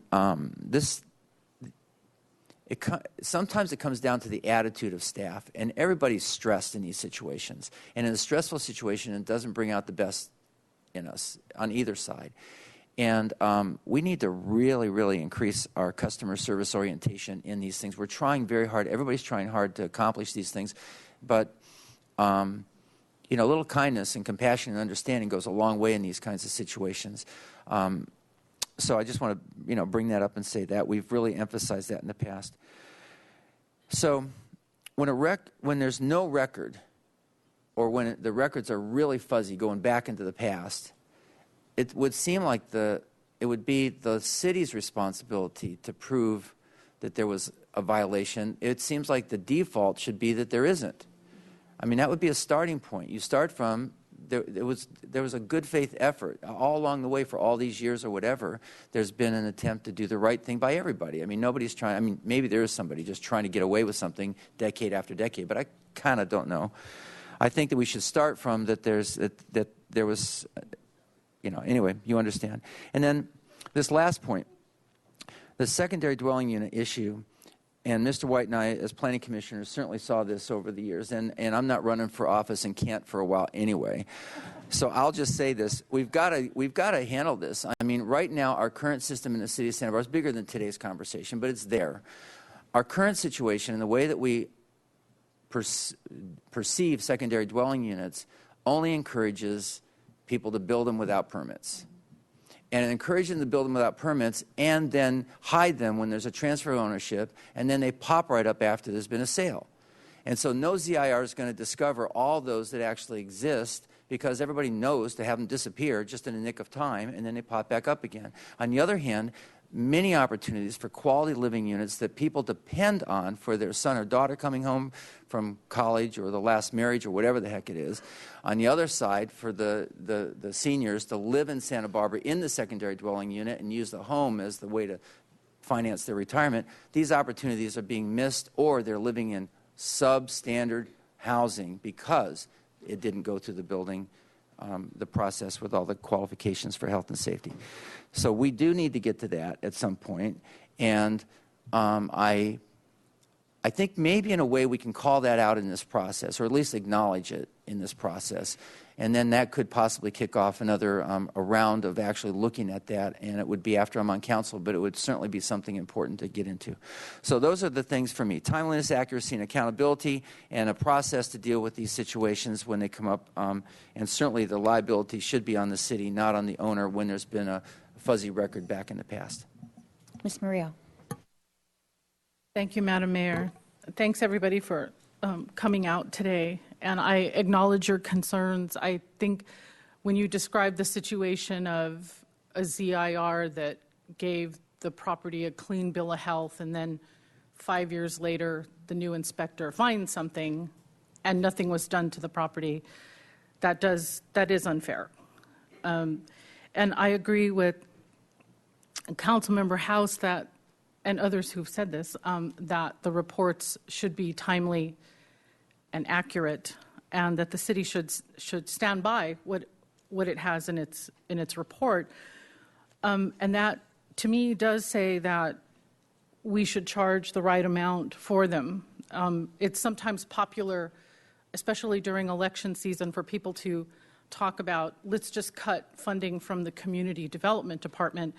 But obviously they do really important work, and this would be one of those functions where I think what I was hearing from staff today is that it is a matter of having someone to do the work. And I was making notes about people talking about finding the older files, and then you have this sense of what happened with the property, and I would like our staff to have to go forward having a sense of working with the property owner and not so much enforcing, because I would imagine that the files would describe, it would tell the story of what happened with that property, and then you would know who did what, which I think is important. The note that you all are getting different messages from different city staffers. I would really hope that we could tighten that up. That doesn't sound good either. We are a big bureaucracy. We all work with that reality. But that would be one of my encouragement to staff, if one person could deal with the applicant and be consistent with messages, that would certainly help. And that ties in with what you were saying about having compassion and respect for the people that you're working with. I do think we need to protect the buyer. I'm not ready right now to say that I agree with making the ZIRs voluntary. If staff makes the argument that they support ZIRs as a way to catch violations, I trust that. No one else has talked about the staff's idea. Well, I would like to express my support for the staff hearing officer idea. Why can't we see if that works and keep the conversation going? I like that idea. Let's give it a chance. I do also acknowledge Ms. Wildwood, and I think I got one other email that said, don't change the ZIR process to protect the neighbors and the neighborhoods. So as a city council member, I hear a lot of different complaints about a lot of different stuff. And I have to tell you that I don't really hear complaints from buyers that the ZIR thing is crazy. I'm hearing it from the industry. But I represent you too, so I should care about your business. But I'm just saying that I haven't heard a lot from buyers that this is a problem. I'm just being honest with you. So when I think about how to prevent the conflicts in the future, right, tightening up the system and as I said, giving the staff hearing officer a solution a try. Thank you. Thank you all again for being here and for the presentation and allowing us to bring this up for a full discussion. I'm going to suggest a process and then I'll give my thoughts on the issue. There's a joint City Council Planning Commission meeting, I think next month in September. And since the Planning Commission, if there's a change to the ordinance, would have to go through it anyway, would it make sense to have this as one of the discussion items at that meeting, just to really give ourselves a little more time to flesh our thoughts as a full council, and the Planning Commission some time to hear their feedback before just sending it off, and then the Ordinance Committee can meet after that. Because I agree with Mr. House, if the Ordinance Committee doesn't get direction today, and I don't know if we have all the details right now, it could be a very long process, but that might be a good venue for that if that works. But I just want to get feedback from Ms. Weiss about that. Thank you, Madam Mayor. The meeting scheduled for September 12th is approximately 2.5 hours, and I think we have 4 or 5 items already scheduled, but I can look at what's on the agenda and we can make adjustments and allow for certainly some discussion of this issue. Okay. I don't think all of the issues are that pressing, and so we can put it on the agenda. Okay, that I think would be helpful. I'm not saying any decisions would be made at that meeting. Again, it's not agendized that way anyway, but it is a public hearing. You get all 7. Well, I guess Mr. Hotchkiss will have to leave again for that, but at least get a bit more consensus. We can think about some ideas and get some feedback from you after today as part of that process. For me, there seems to be there are a couple of issues here. There's the actual ordinance itself, and changes need to be made to the ordinance, and that some of them have been discussed.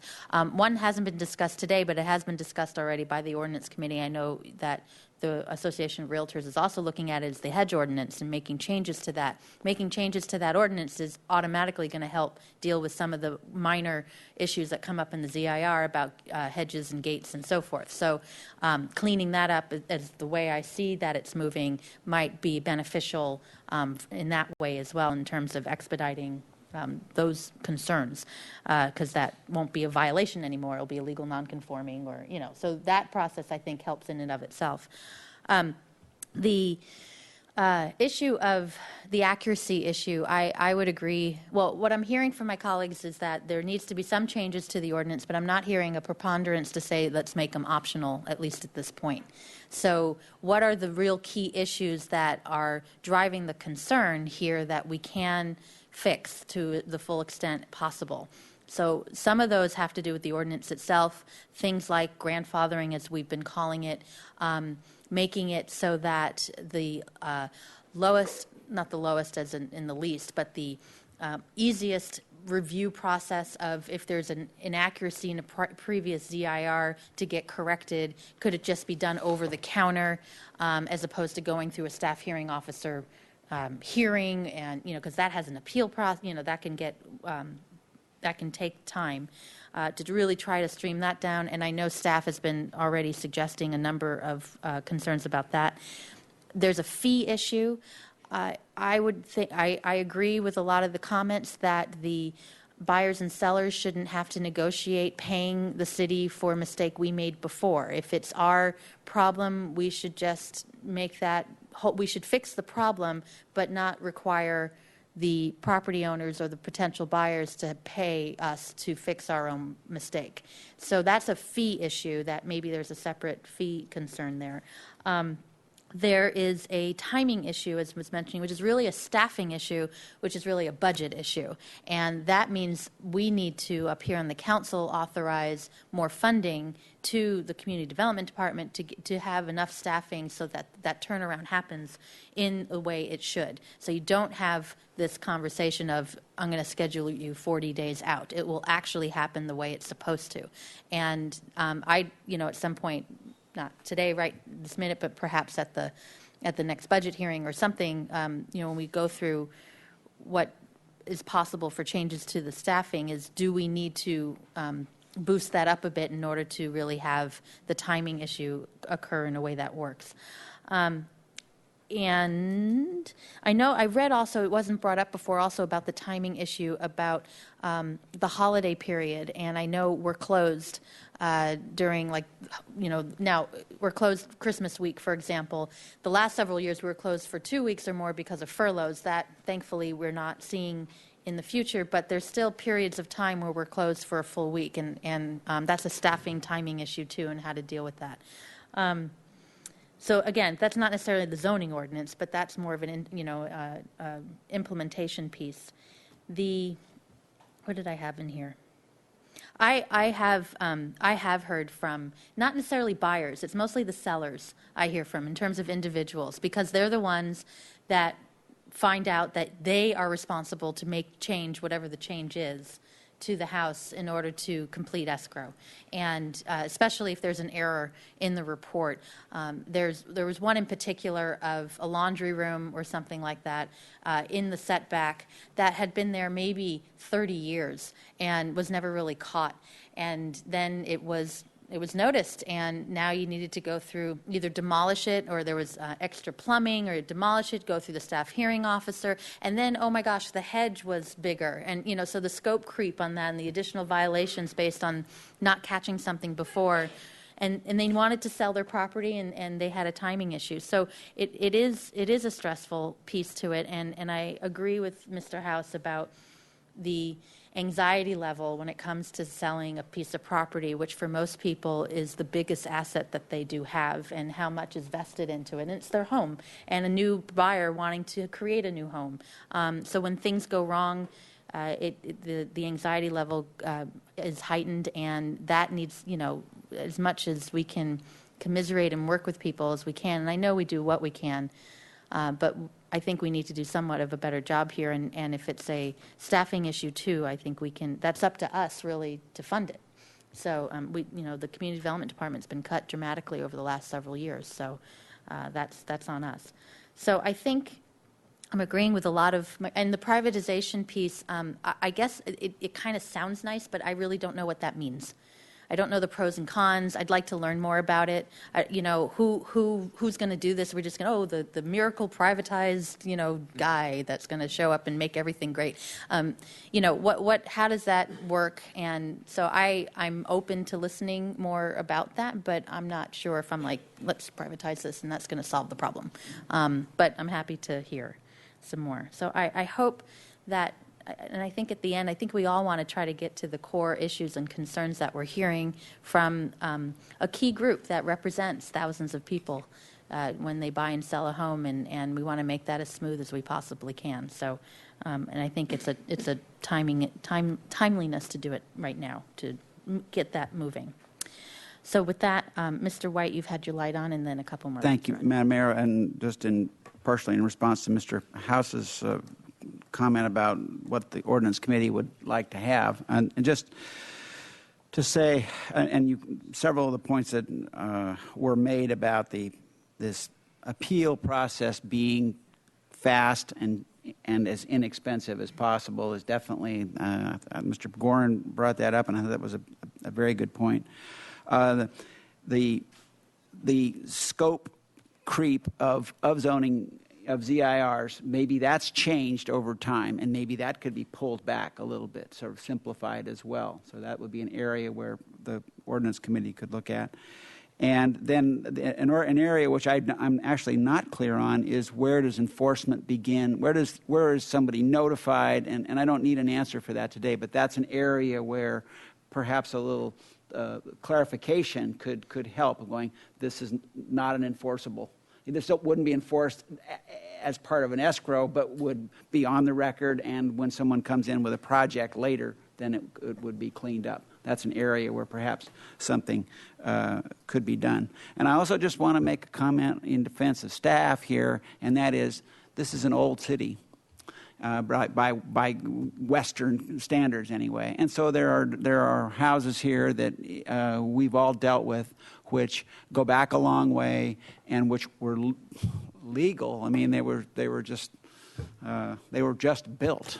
And so that's what you're dealing with out there, trying to make that fit into all of these rules and regulations and everything that have come along half a century or a century later. And it's not easy for all of us, and staff gets stuck. And also there have been floods that have taken out chunks of the record and all that. And again, you no doubt have run into that. So we're trying to take this wonderful old city and make it shine more. And I know, and I'm grateful that you guys, that we all have the opportunity to be selling some more houses these days, and having them improved with these remodels and upgrades and all that. So I'm sure supportive of your work, and I hope we can. I know we can make this simpler, faster, and less expensive.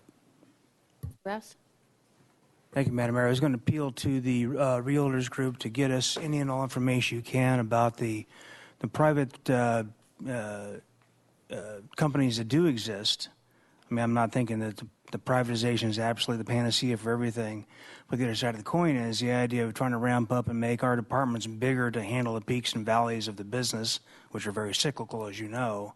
If there were an option where we could actually bring in outside help and have it dovetail and cooperate with our current system, that may be a great way to go. So if you can get us any kind of information prior to us going into our deliberations, that might be really helpful. Thank you.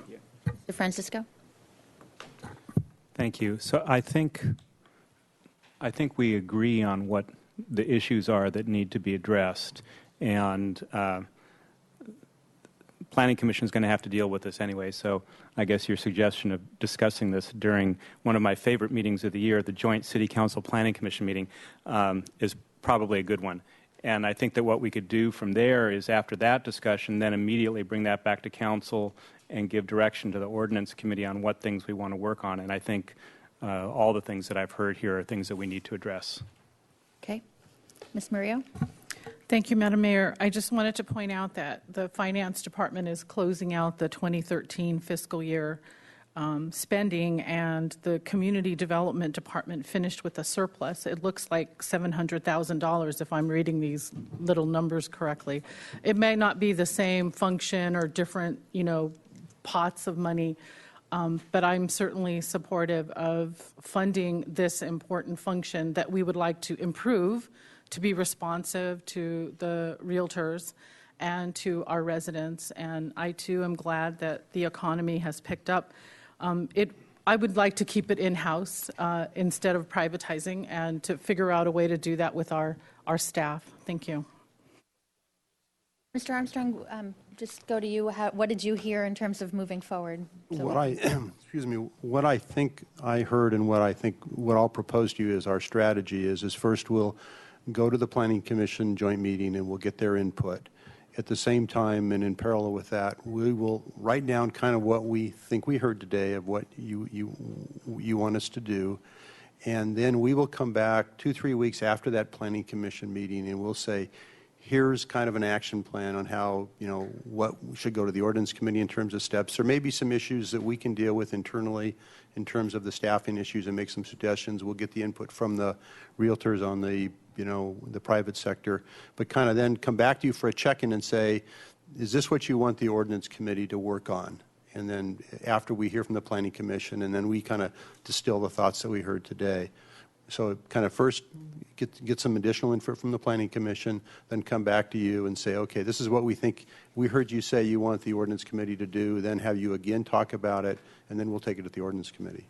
And I think there's the ordinance committee work, but then I'm also hearing there's work about fees and there's work about staffing. And I so, think we'll meet internally, and I think we have some things that we can probably implement without even going to the ordinance committee or in parallel to deal with some of these issues, like the, if we make a mistake on, it's a clear mistake that, the ZIR was wrong, and then we come back about how we deal with that from a dollars and cents standpoint. And I think also even on the staffing issue about, in terms of some time commitments about what we can do, and we may have some ideas on that at the same time. okay. Mr. House?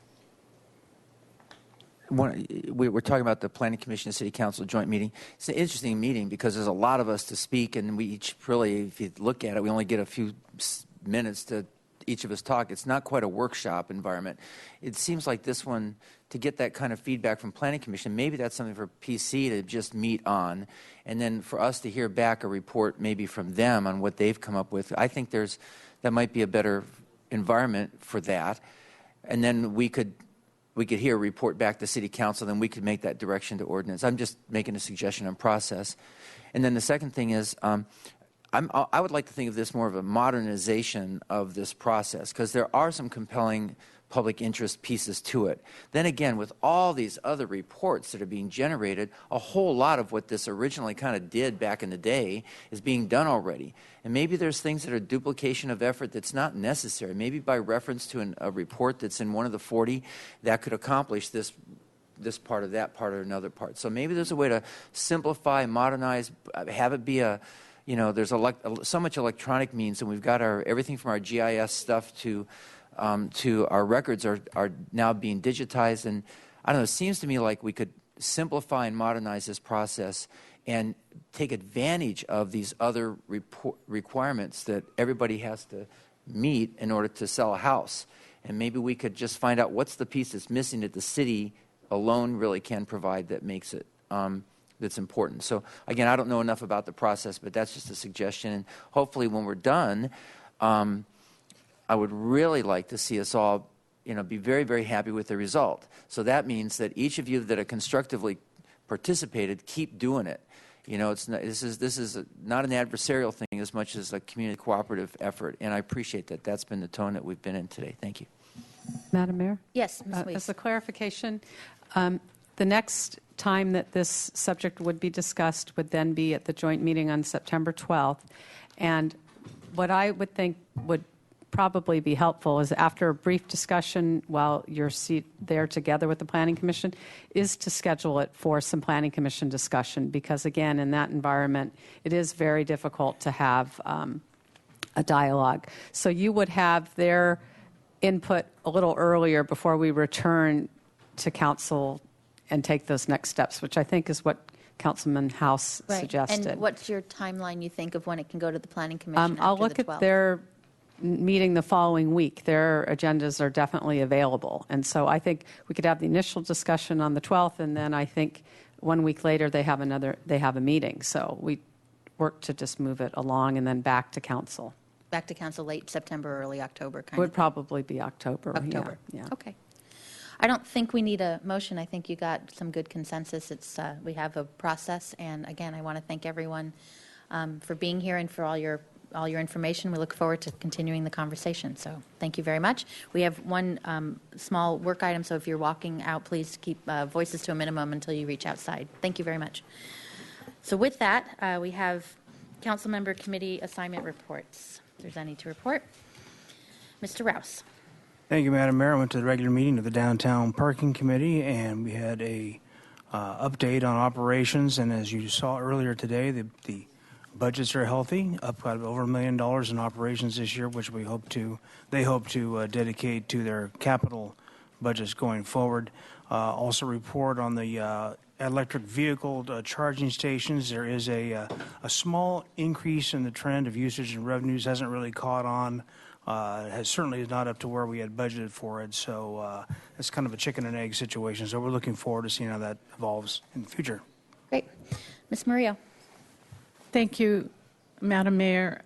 Yesterday I attended an event put on by the California Domestic Workers Coalition. It was in support of the new Domestic Workers Bill of Rights, and that's to get child care workers and people who take care of the elderly the rights to meal breaks and rest breaks. And then last week I was honored to present your proclamation to the Sadako Peace Day at Casa de Maria, put on by the Nuclear Age Peace Foundation. Sadako Sasaki is a Hiroshima resident who developed leukemia, and she started folding paper cranes to promote peace around the world. It's just the most beautiful ceremony out there. I was really pleased to be there. And then just looking ahead, the pro-youth movement is having a meeting this weekend, Saturday, August 17th, 1 p.m. at the Trinity Episcopal Church, and we're looking for alternatives to the gang injunction and ways to empower our youth and keep them out of gangs. Thank you. Thank you for attending that on last week. For the movement meeting on Saturday, one thought I had, and I don't know if I'll be able to attend, but just thought I'd put this out there, is if there could be some information about all the parks and recreation programs that we currently do offer, because I think there'll be suggestions by folks of what they may believe is not happening when in fact it is, and you know, information's good and we do a lot, so that would be very helpful to bring with you if that's possible. Absolutely. Great. On Sunday I was very happy to be at a relatively small but fun event celebrating 100 years of the Flying A Studios on site, and Peter Becker, who is the architect that owns that building right there on Mission and Chapala Street, gave tours, and that's an original building. And then inside where the courtyard is was where the glass house was. There was a presentation. There were old silent movies that were made at Flying A, being shown in TV monitors throughout the area. It was quite fun, and there were about, I don't know, 50 or so people there, and remembering our own cinematic history. So congratulations for that milestone. Okay, with that, we have some closed sessions. Item 20, conference with real property negotiators. That was item 21. Item 22, conference with legal counsel regarding potential litigation. And item 23, conference with labor negotiator. Okay, and we'll be adjourning from there, and our next meeting is not until sometime in September. I think it's the 10th, September 10th. Okay, see you then.